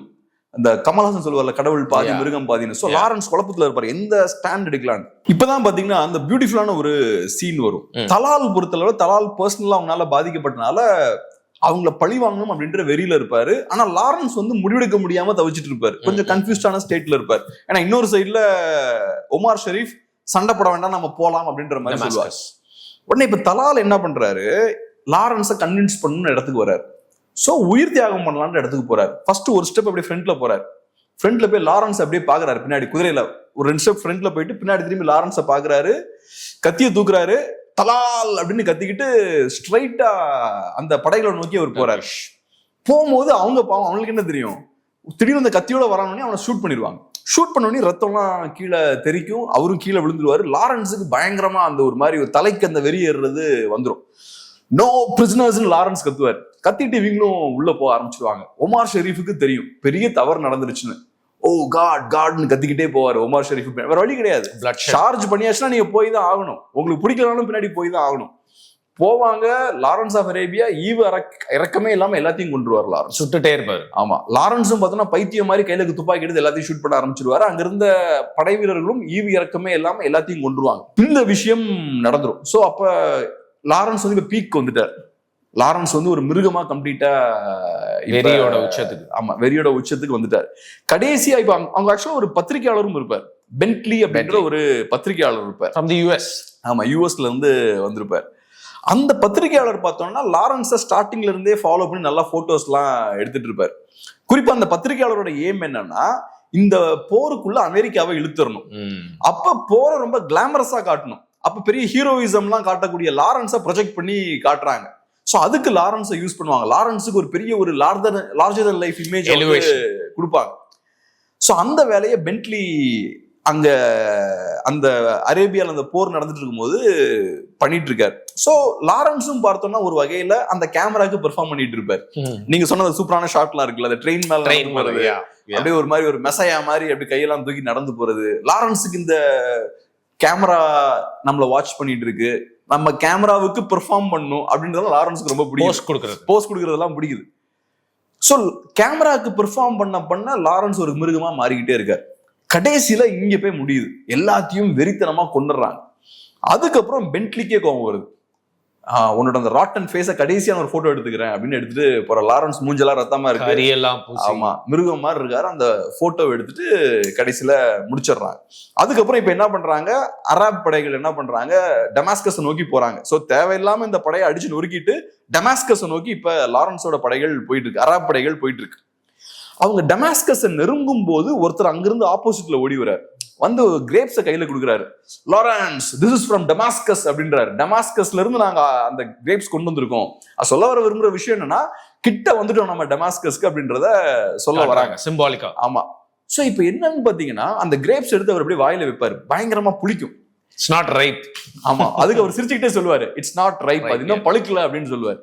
இது ரொம்ப ரொம்ப முக்கியமான ஒரு சீன். அது ஆக்சுவலா சொல்ல விரும்புறது என்னன்னா, டமாஸ்கஸ் ஒரு புரட்சிக்கு இன்னும் ரெடி ஆகல, டமாஸ்கஸ் இன்னும் பழுத்து முதிர்ச்சி அடையல அப்படின்றத சொல்றாங்க. நல்லா கனெக்ட், அழகா கனெக்ட் பண்ணிருப்பாங்க அந்த ஷாட்டை வச்சு. செம ஷாட் அது, ஆக்சுவலா மூவிங்லயே இருக்கும். ஆமா, அந்த கிரேப்ஸை வந்து டமாஸ்கஸோட கம்பேர் பண்ணிருப்பாங்க. லாரன்ஸ் வந்து அந்த மக்களுக்கு விடுதலை கொடுக்கணும்னு நினைக்கிறாரு, ஆனா அந்த பகுதி விடுதலைக்கு இன்னும் தயாராயிருக்காரு. ஒரு புரட்சிக்கு தே ஆர் நாட் ரெடி அப்படின்றது அது காட்டும். அதனாலதான் இந்த பழம் இன்னும் பழுக்கல அப்படின்றத காட்டுறாங்க. அதுக்கப்புறம் பார்த்தோம்னா, சொன்னபடியே லாரன்ஸ் பிரிட்டிஷ்காரங்களுக்கு முன்னாடி டமாஸ்கஸ் போய் சேர்ந்துருவார். அடுத்தது ட்ரைடன், அப்புறம் ஜெனரல் அலன்பி, இவங்க படைகள்லாம் வருது. வந்து பார்த்தா ஒரு நாள் முன்னாடி இவங்க அங்க வந்துருவாங்க. வந்து ஒரு அரப் கவுன்சில் அப்படின்ற ஒரு அமைப்பை உருவாக்கிடுவாங்க. அரப் கவுன்சிலோட கண்ட்ரோலுக்கு கீழே அந்த பகுதி இருக்குன்ற மாதிரி அறிவிச்சிருவாங்க. நிறைய அந்த அரப் கொடிகள் எல்லாம் அங்க மாட்டிடுவாங்க. இங்கதான் அலன்பியோட புத்திசாலித்தனம் நம்ம பார்க்கணும். அலன்பியை பொறுத்தளவுல டென்ஷனே ஆக மாட்டார். அந்த கர்னல் கோவப்பட்டுக்கிட்டே இருப்பாரு, இப்படி பண்றாங்க, கொடியை நாட்டிட்டு இருக்காங்க, நம்ம ஏதாவது பண்ணும் பாரு. ஜெனரல் அலன்பியை பொறுத்தளவுல நம்ம வெயிட் பண்ணுவோம். அப்புறம் அவர் இந்த ஃபிஷிங் பத்தி எல்லாம் பேசிட்டு இருப்பாரு, டைம் அவர் வேஸ்ட் பண்ணிட்டு அப்படியே ரிலாக்ஸ்டா உட்காருவார். ஆனா அவரு ஸ்ட்ராங்கான உத்தரவு போட்டுருவார். நம்மளோட டெக்னிக்கல் டீமா இருக்கலாம், நம்மளோட மெடிக்கல் டீமா இருக்கலாம், யாருமே அவங்களுக்கு உதவக்கூடாது. இந்த பகுதி அரப் கவுன்சிலோட கண்ட்ரோல் இருக்கக்கூடிய பகுதி. சோ அவங்களே எல்லாத்தையும் பார்த்துக்கிட்டோம், நம்ம எந்த வகையிலையும் அவங்களுக்கு ஹெல்ப் பண்ண கூடாது அப்படின்ற உத்தரவை போட்டுருவார்.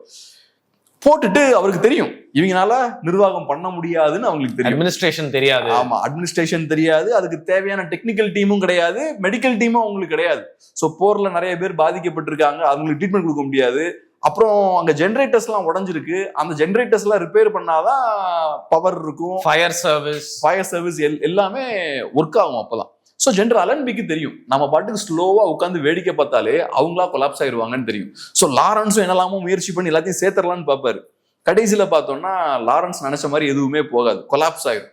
அப்புறம் கடைசியில இதெல்லாம் முடிஞ்சதுக்கு அப்புறம் அலன்பியோட ஆட்கள் உள்ள வருவாங்க. அந்த அரப் கவுன்சில் கொலாப்ஸ் ஆயிடும். அந்த ஹாஸ்பிட்டல் சீன் பார்த்தோன்னா அதான் இப்ப இந்த மாதிரி உங்க கண்ட்ரோல்ல தான் இருக்கு. டர்க்கிஷ் ஹாஸ்பிட்டல் ஒன்று இருக்கு, டர்க்கிஷ் படைகள் இருக்கக்கூடிய ஒரு ஹாஸ்பிட்டல் இருக்கு. 2000 பேர் என்னமோ பாதிக்கப்பட்டிருக்காங்க. அதுல 600 பேருக்கு தான் 800 பேருக்கு பெட் இருக்கு, தண்ணி இல்ல, ஒண்ணுமே இல்ல. அப்புறம் லாரன்ஸ் அங்க போவாரு, போனோடனே தண்ணி திறக்க பார்ப்பாரு, தண்ணி வராது. அப்புறம் ஒரு பிரிட்டிஷ் ஆபீசர் வந்து என்ன பண்ணி வச்சிருக்கேன்னு பாருன்னு கண்ணத்துல அடிச்சிருவார் லாரன்ஸ். ஆமா, லாரன்ஸுக்கு ஒரு பைத்தியம் பிடிச்ச மாதிரி சிரிக்க ஆரம்பிச்சிருவார். லாரன்ஸ் உட்கார்ந்து சிரிச்சிட்டு இருப்பாரு.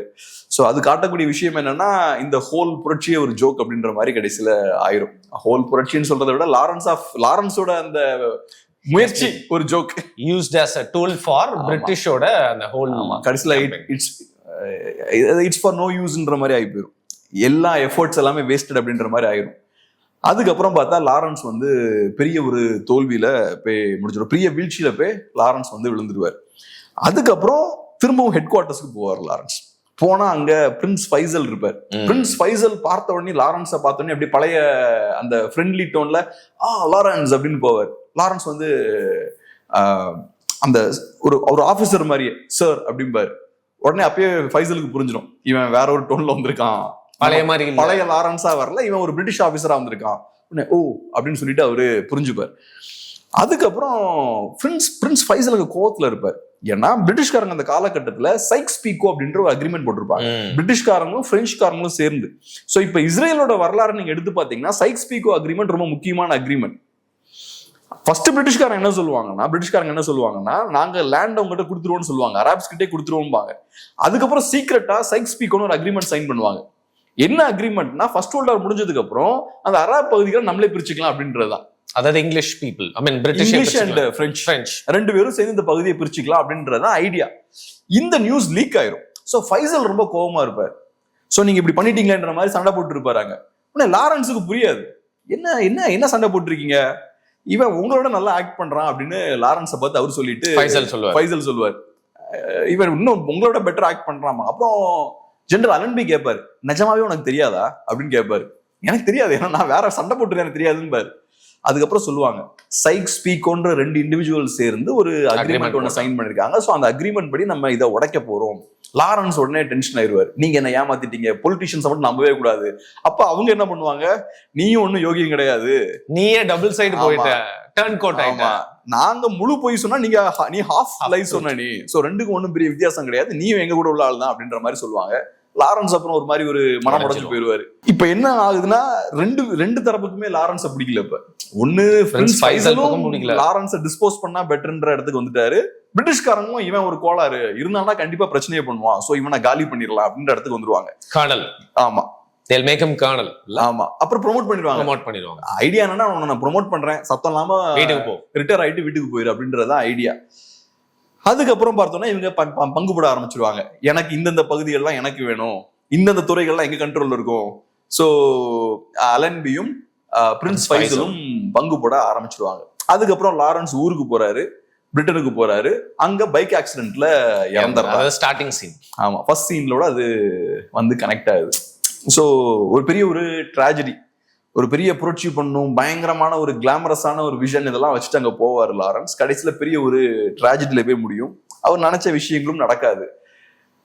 இதுக்குள்ள நிறைய டீப்பான மீனிங்கும் இருக்கு. இந்த மாதிரி எப்பவுமே பார்த்தீங்கன்னா பெரிய புரட்சி அதுன்னு நம்ம பண்ணும்போது, ரஷ்யன் ரெவல்யூஷன் எடுத்துக்கிட்டீங்கன்னா, ரஷ்யன் ரெவல்யூஷனரிஸ் வந்து பெரிய கனவோட அந்த புரட்சியை ஆரம்பிச்சாங்க. ட்ராட்ஸ்கியா இருக்கலாம், அந்த பழைய பொலிட் பியூரோம்பாங்க, ஓல்ட் போல்ஷிவிக்ஸும்பாங்க, ட்ராட்ஸ்கி, கெமெனெவ், ஜெனோவெவ், ரேடிக், அப்புறம் லெனின், ஸ்டாலின் இவங்க இருந்தாங்க. அவங்க தான் பொலிட் பியூரோ மெம்பர்ஸ். பொலிட் பியூரோ தான் அந்த எல்லாத்தையும் உருவாக்கும். அந்த முக்கியமான முடிவெடுக்கிறதுலாம் பொலிட் பியூரோ தான்.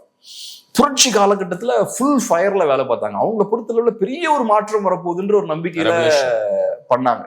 ஆனா அந்த ரெவல்யூஷன் முடிஞ்சதுக்கு அப்புறம் ட்ராட்ஸ்கி ஒன்று சொல்லுவாரு, we were swept away by the same revolution that we created. So நாங்க உருவாக்குன அந்த புரட்சியால நாங்களே அடித்து செல்லப்பட்டோம் அப்படின்றத அதோட அர்த்தம். கடைசியில பாத்தீங்கன்னா ஸ்டாலின் வந்ததுக்கு அப்புறம் ரெவல்யூஷனரிஸ் எல்லாத்தையும் போட்டு தள்ளிடுவாரு. ஸ்டாலின் கம்ப்ளீட்டா பவரை கன்சாலிடேட் பண்ணிடுவாரு, கிரேட் டிக்டேட்டர், அவன் பெரிய டிக்டேட்டர் ஆயிடுவாரு. இதெல்லாம் இருக்காதுன்னு சொன்னாங்க அவங்க. டெமோக்ரஸி இருக்கும், ஜனநாயகம் முழுமையா இருக்கும்னு தான் சொன்னது. கடைசியில ஆப்போசிட்டா நடந்துடும். ஏறக்குறைய அந்த மாதிரி தான் லாரன்ஸும் பெரிய கனவுகளோட பயங்கரமான ஒரு ரெவல்யூஷன் கொண்டு வந்துடும் ட்ரை பண்ணுவாரு. கடைசியில பார்த்தோம்னா ஒரு பெரிய பிளான் இருக்கு, அந்த பிளான்ல ஒரு சின்ன பீஸ் தான் லாரன்ஸ். ஆனா லாரன்ஸுக்கு அது புரியல. லாரன்ஸை பொறுத்தளவுல அவரோட நார்சிசிசம் அவரை அந்த ஆங்கிள் பார்க்க வைக்கல. நம்ம தான் இங்க ஹீரோ நினைச்சிட்டு லாரன்ஸ் உள்ள போனாரு, ஹீரோ சென்ட்ரோம். ஆமா, நம்ம தான் ஏதோ உலகத்திலே சென்டர்ல இருக்கும் நினைச்சிட்டு லாரன்ஸ் போவார். கடைசியா எல்லாம் யூஸ் பண்ணிடுவாங்க லாரன்ஸை. அராப்ஸுக்கும் லாரன்ஸை பிடிக்காது, பிரிட்டிஷ் ஹைகமாண்டுக்கும் லாரன்ஸை பிடிக்காது, கடைசியில லாரன்ஸ்க்கே லாரன்ஸை பிடிக்காம ஆகி போயிடும். அதான் நல்ல ஒரு சீன் வரும். கடைசியில அந்த அரப் கவுன்சில் கம்ப்ளீட்டா கொலாப்ஸ் ஆயிரும். கொலாப்ஸ் ஆனதுக்கு அப்புறம் ஒமார் ஷெரீஃப் கிளம்பிடுவார். ஆமா, அழுதுகிட்டே வருவார். அப்ப அவுடா கேட்பாரு, நீ ஏன் அழுகுற, டு யூ லவ் ஹிம் அப்படின்னு கேட்பாரு. No, then why do you cry. அதுக்கு சூப்பரான ஒரு பதில் சொல்லுவார், ஐ ஃபியர் ஹிம் அப்படிம்பார். அவனை பார்த்தா எனக்கு பயமா இருக்கு. ஸோ அவனை லவ் பண்ற எனக்கே அவனை பார்த்தா பயமா இருக்குன்னா அவனை ஹேட் பண்ற அவனுக்கு அவனை பார்த்து எவ்வளவு பயம் இருக்கும் அப்படின்னு அவரு அடுத்தது சொல்லுவார். சொல்லிட்டு அப்புறம் அவுடையும் சண்டை போட்டுட்டு ஒமார் ஷெரீஃப் கிளம்பிடுவார். ஸோ அதுவும் லாரன்ஸோட பர்சனாலிட்டி. லாரன்ஸ் வந்து ஒரு ஹெல்தியான கேரக்டர் கிடையாது. இப்ப ஒருத்தன் ரொம்ப இந்த கிராண்டியோஸா வாழணும், உலகத்துக்கே உன்னை ப்ரூவ் பண்ணணும்னு நினைக்கிறான்னா he is not happy with himself. So he is trying to prove something, portray something else. ஆமா. சோ நான் வேற ஒன்ன சாதிச்சு காட்டுறேன். இப்ப சின்ன வயசுலயே அப்பா பையனை மட்டம் தட்டி வளர்க்குறாருன்னு வச்சுப்போம். அப்ப பையன் நினைப்பான், நம்ம அப்பாவோட பெரிய ஆளை ப்ரூவ் பண்ணி காட்டணும், அப்பாவோட பெருசா ப்ரூவ் பண்ணி காட்டணும். லாரன்ஸ் அதே மாதிரி தான். he hated himself. லாரன்ஸுக்கு அந்த ஒரு செல்ஃப் ஹேட் இருந்தது. ஸோ அங்கிருந்து தான் வருது, நான் பெருசா ஏதாவது ப்ரூவ் பண்ணி காட்டணும் அப்படின்ற அந்த வெறி அங்கிருந்து தான் லாரன்ஸுக்கு வருது. அதனாலதான் ஒமார் ஷெரீஃப் சொல்லுவார், நான் அவனை லவ் பண்றேன், பட் எனக்கே அவனை பார்த்தா பயமா இருக்கு. அப்ப லாரன்ஸ் அவனை ஹேட் பண்றான், அப்ப அவனை பார்த்து எவ்வளவு பயப்படுவான்னு யோசிச்சு பாருங்க. நீங்க உங்க அப்பா லார்ட்னா அப்ப நீயும் நெக்ஸ்ட் லார்ட் ஆவியான்னு கேட்டா எங்க அம்மா அவர் கல்யாணம் பண்ணிக்கல அப்படின்னு சொல்லுவாரு. So he needed that recognition. ஆமா. So he was trying to prove something. Lawrence கடைசி வரைக்கும் அதுக்கு முட்டி முட்டி முட்டி அவரு தன்னை எஸ்டாப்ளிஷ் பண்றதுக்காக முயற்சி பண்றாரு. எக்ஸ்ட்ரீமா நீங்க போகும்போது இப்படி கொலாப்ஸ் ஆயிரும் கடைசியில. ஸோ இதான் இந்த படம் சொல்ல, இந்த படத்தோட கிரக்ஸ்னா இதுதான். அக்குரேட்டா ஹிஸ்டாரிக்கலா அக்குரேட்டான படம்னா கிடையாது. இல்ல கொஞ்சம் டிராமா. ஆமா, நிறைய இன்ஆக்குரசிஸ் அதுல இருக்கு. அது ப்ராப்பரான ஹிஸ்டாரிக்கல் மூவின்னு சொல்ல முடியாது, நிறைய இன்ஆக்குரசிஸ் இருக்கு. பட் இப்ப நெப்போலியன் ரிலீஸ் பண்ணாங்கல்ல, ரிட்லி ஸ்காட், அதுல நிறைய இன்ஆக்குரசிஸ் இருந்தது. ரிட்லி ஸ்காட் வந்து ஃபேமஸ் ஃபார் இந்த இன்ஆக்குரசிஸ். அவரு நிறைய விஷயங்களை மாத்திடுவார். கிளாடியேட்டர் படத்துல, கிளாடியேட்டர்லயும் அதே மாதிரிதான். அப்புறம் அமெரிக்கன் கேங்ஸ்டர்ஸ்லயும் அதேதான். பிராங்க் லூகாஸோட கேரக்டரை ரொம்ப டிஸ்டார்ட் பண்ணிட்டாருன்னு தான் சொல்லுவாங்க. ஏன்னா அவங்கள பொறுத்தளவுல அவங்க வந்து ஹிஸ்டாரியன்ஸ் கிடையாது. அவங்க ஹிஸ்டாரிக்கல் நாலேஜ் இருந்தாலும் ஒரு சினிமாவாவது ஒர்க் ஆகணும், ஸ்டோரி டெல்லர்ஸ். ஆமா. ஸோ ஒரு சினிமாவா கமர்ஷியலாவும் ஓடணும்ல. ஸோ அதுக்கேற்ற எலிமெண்ட்ஸையும் அவங்க ஆட் பண்ணுவாங்க. feed us with those kind of elements. அப்பதான் இன்ட்ரெஸ்டிங்கா அது போகும். ஸோ அவங்க ஒரு ஹிஸ்டாரியன் மாதிரி ஹிஸ்டாரிக்கல் ஆக்குரசியை மட்டுமே மைண்ட்ல வச்சு அவங்க படத்தை எடுக்க மாட்டாங்க.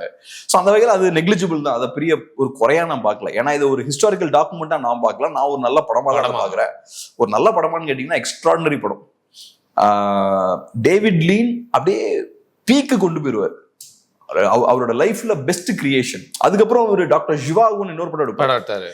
இது டெசர்ட்டை மையமாச்சு எடுத்த படம், அது ஸ்னோ மையமாச்சு எடுத்த படம். லாஸ்ட் படத்துக்கு முன்னாடி படம் நினைக்கிறேன், டாக்டர் ஜிவாகோ. டாக்டர் ஜிவாகோவும் பாத்தீங்கன்னா பியூட்டிஃபுல்லான படம், மாஸ்டர் பீஸ்னு அதையும் சொல்லலாம். சோ 2 மாஸ்டர் பீஸ் இருக்கு. இந்த 2 மாஸ்டர் பீஸ்ல எது பெஸ்ட், ஹீட்டா கோல்டா அப்படின்னு கேட்டோம்னா ஹீட் தான், அதாவது டெசர்ட் தான். லாரன்ஸ் ஆஃப் அரேபியா அதை விட கொஞ்சம் லைட்டா பெட்டரான ஒரு படம். லாரன்ஸ் ஆஃப் அரேபியான்றதுலே பேசிக்கலி அது என்ன ஸ்டோரின்றது வந்து தெரிஞ்சிச்சு. யூரோப்ல இருந்து ஒருத்த வந்து ஒரு டெசர்ட்டுக்கு போறான், அவனோட ஜேர்னி அப்படிங்கிற மாதிரி. நேமே ஒரு க்ளோரியஸ் நேம்ல, லாரன்ஸ் ஆஃப் அரேபியா. அந்த ஃபுல் மெட்டல் ஜாக்கெட் படத்துல வாட்ஸ் யுவர் நேம் பிரைவேட் அப்படின்னு கேட்பாரு. லெனர்ட் லாரன்ஸ் சார் அப்படிம்பாரு. லாரன்ஸ் ஆஃப் அரேபியா அப்படிம்பாரு. அந்த லாரன்ஸ் ஆஃப் அரேபியா அப்படின்னா அது ஒரு கெத்து. லாரன்ஸ் ஆஃப் அரேபியா அப்படின்னா இந்த மெக்டொனால்ட்ஸ் அந்த நிறுவனத்தை பத்தின ஒரு படம், தி ஃபவுண்டர். அந்த படத்துல எனக்கு எப்பவுமே தெரியும் இது பெரிய நிறுவனமா வரும்னு தெரியும். ஏன் தெரியுமா, மெக்டொனால்ட்ஸ்ன்றது ஒரு க்ளோரியஸ் நேம் அப்படிம்பாரு. அத ஃபர்ஸ்ட் புடிச்சிடுவாரு, பேரே வந்து செமையா இருக்குடா, இட்ஸ் a glorious name அப்படிம்பாரு. பெரிய இந்த பிசினஸ் ஸ்ட்ராட்டஜி அதெல்லாம் சொல்ல மாட்டாரு, இட்ஸ் a glorious name அப்படிம்பாரு. செல்ஸ். இதுவும் அதே தான். எனக்கு லாரன்ஸ் ஆஃப் அரேபியான்ற அந்த நேமே பாத்தீங்கன்னா ஒரு க்ளோரியஸான ஒரு நேம். டாக்டர் ஜிவாகோல அந்த ஒரு டச் வந்து இருக்காது. பியூட்டிஃபுல் மூவி, பட் அது இருக்காது. ஆனா டேவிட் லீன் அதுக்கப்புறம் திரும்ப ஓமார் ஷெரீஃபை யூஸ் பண்ணிருப்பாரு. டாக்டர் ஜிவாகோலி ஓமார் ஷெரீஃபை யூஸ் பண்ணிருப்பாரு. அவரோட ரொம்ப ஃபேவரட் ஆக்டர் மாதிரி. அப்ப எவ்வளவு பெரிய ஒரு ஹானர் பாருங்க. அது என்ன ட்ராய் படம் பார்த்திருப்பீங்க? ஆமா, ட்ராய். அதுல வந்து ட்ராய் மன்னரா இருக்கிறது வேற யாருமே இல்ல, நம்ம பீட்டர் ஓட்டூல். ஆமா, அவரு ஆமா அப்பாவா வருவாரு, அந்த வயசான கேரக்டரா வருவாரு. அவர் அப்புறம் இந்த மாதிரி 2-3 படம் நம்ம வயசான கேரக்டரும் பாத்திருக்கேன் வேற நிறைய படங்கள்லயும். ட்ராய்க்கு அப்புறம் 2-3 படங்களுக்கு அப்புறமே இறந்துடுறாரு. இதுதான் அவரோட லைஃப்ல best work Lawrence of Arabia. எனக்கு தெரிஞ்சு நம்ம இதுக்கு முன்னாடி காட்ஃபாதர் படத்தை பத்தி பேசணும். காட்ஃபாதர் படத்தை பத்தி பேசுறப்போ வந்து அதை நிறைய வாட்டி நம்மள மாதிரியே ரீவாட்ச் பண்ணவங்க அதை ரிலேட் பண்ணி ஆமாலன்னு பார்த்திருப்பாங்க. பட் எனக்கு தெரிஞ்சு இந்த எபிசோடு வந்து லாரன்ஸ் ஆஃப் அரேபியா மேபி பார்க்காதவங்களுக்கு எல்லாம் போய் பார்க்க தூண்டுற ஒரு பாட்காஸ்டா இருக்கும் அப்படின்னு எனக்கு தோணுது. கண்டிப்பா எல்லாரும் பார்க்கணும் அந்த படத்தை. நல்ல மூவிஸ் நம்ம பார்க்கும்போது தான் நல்ல மூவிஸ் நம்ம எக்ஸ்பெக்ட் பண்ணவும் ஆரம்பிப்போம். தமிழ் ஃபிலிம் இண்டஸ்ட்ரிக்குலாம் ஏகப்பட்ட பொட்டன்ஷியல் இருக்குங்க. சும்மா ஜஸ்ட் இந்த பொலிட்டிக்கல் கண்ட்ரோல்ல மாட்டிக்கிட்டு சப்ஸ்டாண்டர்ட் மூவிஸ் ப்ரொடியூஸ் பண்ணிட்டு இருக்காங்க. நல்ல பெரிய சூப்பர்வான மூவிஸ் எல்லாம் ப்ரொடியூஸ் பண்ணலாம் ஃப்ரீயா விட்டா. இப்போ இந்த இதுல எக்ஸ்ப்ளோர் பண்ண அந்த தீம் இருக்குல்ல, ஹீரோயிசம், அந்த மெயின் கேரக்டர் சிண்ட்ரோம், அதை இன்னும் தமிழ் சினிமால பெருசா எக்ஸ்ப்ளோர் பண்ணி கூட ஒரு கதை களம் வந்தது இல்லை அப்படிங்கிறதுதான். டீப்பா உள்ள போய் ஒருத்தனோட பர்சனாலிட்டியை அழகா கொண்டு வரலாம். ஒரு பர்சனாலிட்டி அழகா நம்ம கேப்சர் பண்ணி காட்டிட்டோம்னாலே மக்களுக்கு அது பிடிக்கும். ஒரு இண்டிவிஜுவலோட பர்சனாலிட்டி இருக்குல்ல, அந்த யூனிக்னஸை மட்டும் நல்லா கேப்சர் பண்ணி மக்கள்கிட்ட காட்டினாலே மக்களுக்கு பிடிக்கும். ஏன் அதை சொல்றேன்னா, இப்ப நம்ம ஒரு கிளாஸ் ரூம்ல இருக்கோம், இல்லாட்டி ஒரு ஆஃபீஸ்ல இருக்கோம், நம்ம யார பார்த்து ஈர்க்கப்படுறோம்னு பார்த்தோம்னா காம்ப்ளெக்ஸான பர்சனாலிட்டிஸை பார்த்தா நம்ம ஈர்க்கப்படுவோம். இவன் ஆளு கொஞ்சம் வித்தியாசமா இருக்கானே, இவன் நட கொஞ்சம் வித்தியாசமா இருக்கு, இவனோட பிஹேவியர் வித்தியாசமா இருக்கு, அவங்க தான் they will attract us. So அந்த மாதிரியான காம்ப்ளெக்ஸான கேரக்டர்ஸை நீங்க ஸ்கிரீன்ல புட்ரே பண்ணிட்டீங்கனாலே பாதி சக்சஸ் வந்துடும். ஆடியன்ஸ் கிராஸ்ப் பண்ணிப்பாங்க. ஆமா, நைஸ். அந்த கெப்பாசிட்டி டேவிட் லீனுக்கு உண்டு. ஒமார் ஷெரீஃப் ஐடென்டிஃபை பண்ணிருக்காரு பாருங்க. ஒமார் ஷெரீஃப் வந்து அப்படியே குளோரியஸா இருப்பாருங்க. அந்த காப்பாத்திட்டு வருவார்ல, லாரன்ஸ் வந்து காப்பாத்திட்டு வருவார், அந்த ஒருத்தனை காப்பாத்திட்டு வருவார். ஆமா, வரும்போது ஃபர்ஸ்ட் சின்ன பையன் ஓடி போய் தண்ணி கொடுப்பான். லாரன்ஸ் அவன்கிட்ட இருந்து வாங்கி குடிக்க மாட்டாரு, ஒமார் ஷெரீஃப்ல இருந்து வாங்கி கொடுப்பாரு. அப்படியே ஒரு 100 பேர் லாரன்ஸ் நோக்கி ஓடி வருவாங்க, அந்த ஒமார் ஷெரீஃப் மட்டும் நடந்து வருவார். அவர் மட்டும் தனியா தெரிவார். ட்ரிங்க் அண்ட் ஸ்லீப் அப்படியே குடுப்பாரு, தண்ணி விழுந்துருவாரு. சோ எல்லாரும் இருந்தாலும் ஒமார் ஷெரீஃப் மட்டும் வித்தியாசமா இருப்பார். ஃபேஸ் கட்டே ரொம்ப, அவர் நட ஃபேஸ் கட் ஒரு மாதிரி கம்பீரமா இருப்பார் ஒமார் ஷெரீஃப். அதுக்கப்புறம் பெரிய ஹாலிவுட் வில்லனா மாறிட்டாரு. நிறைய கௌபாய் மூவிஸ்ல எல்லாம் வில்லனா. ஊர்ல ஓம் பூரியா அவர் பேர், அந்த மாதிரி வந்து பாத்தீங்கன்னா அவர் யூஸ் பண்ண ஃபேஸ் அந்த மாதிரியான ஃபேஸ் அப்படிங்கறதுனால எக்ஸ்ட்ராடினரி ஆக்டர். ஆனா டேவிட் லீன் சூப்பரா யூஸ் பண்ணிருப்பாரு. டாக்டர் ஜிவாகோல வில்லனா யூஸ் பண்ணிருக்க மாட்டார், ரொம்ப சாஃப்ட் வேற மாதிரியான ஒரு கேரக்டர், எலிகென்ட்டான ஒரு ஹீரோவா யூஸ் பண்ணிருப்பார். நைஸ். சோ எக்ஸ்ட்ரீமா இருக்கும் contrast. So David Lean Omar ஷெரீஃபோட அந்த எசன்ஸை கரெக்டா புரிஞ்சிருக்காரு. அவருக்கு என்னென்ன எக்ஸ்ட்ராக்ட் பண்ணலாம். ஆமா, சில டைரக்டர்ஸ் அந்த மாதிரி புரியும்ல. இப்ப மார்ட்டின் ஸ்கார்சி எடுத்துக்கிட்டோம்னா டிகாப்ரியோ யூஸ் பண்ணிட்டே இருப்பாரு, ஜோ பெசி. ஆமா, அவருக்கு தெரியும் இவங்களை கரெக்டா எப்படி பார்க்கணுமோ அப்படி பார்க்கக்கூடிய கெப்பாசிட்டி அந்த கண்கள் அவருக்கு இருக்கு. நைஸ். இப்போ நீங்க மார்ட்டின் ஸ்கார்செஸி எடுத்ததுனால எனக்கு என்னன்னா ஒரு சின்ன ரிக்வெஸ்ட். நம்ம லாரன்ஸ் ஆஃப் அரேபியா ஒரு கிளாசிக் மூவி, நெக்ஸ்ட் ஒரு அதிரடியான ஒரு ஸ்கார்செஸி படத்தை எடுத்து வந்து எது பேசலாம் நினைக்கிறீங்க? முடிவு பண்ணிடுவோம். அது நீங்க தான் முடிவு பண்ணணும். லெட்ஸ் டாக் சினிமால நீங்க என்ன பேசலாம் முடிவு பண்ணிட்டீங்க அப்படின்னா குட்ஃபெல்லஸ் பேசுவோமா? Super, awesome choice. குட்ஃபெல்லஸ் பேசிடுவோம். பட் சும்மா குட்ஃபெல்லஸா இல்ல வேற ஏதாவது ஸ்கார்செஸி படத்தை பத்தி நீங்க பார்க்கணும் அப்படின்னு நினைக்கிறீங்களா சொல்லிட்டு கண்டிப்பா கீழே கமெண்ட் பண்ணுங்க. Wonderful podcast. தமிழ்ல வந்து லாரன்ஸ் ஆஃப் அரேபியா பத்தி இவ்வளோ யாருமே அனலைஸ் பண்ணி அசஸ் பண்ணி பேசியிருக்க மாட்டாங்க. நான் நிறைய சீன் மிஸ் பண்ணியிருந்தேன், அதெல்லாம் கூட நீங்க சூப்பரா எடுத்து சொல்லி, நீங்களும் அதே மாதிரி நிறைய நான் மிஸ் பண்ண நிறைய பாயிண்ட்ஸ் நீங்க சொன்னீங்க. அப்படி 2 பேருமே உத்து பார்த்து நம்மளே நிறைய மிஸ் பண்ணிருப்போம். பட் அவங்க இன்னும் நிறைய விஷயங்கள் 2 பேர் மிஸ் பண்ணது ஆடியன்ஸ் சொல்லுவாங்க. Nice experience. Meet you soon. கண்டிப்பா நெக்ஸ்ட் வீக் நம்ம கண்டிப்பா பண்ணுவோம். தேங்க்யூ.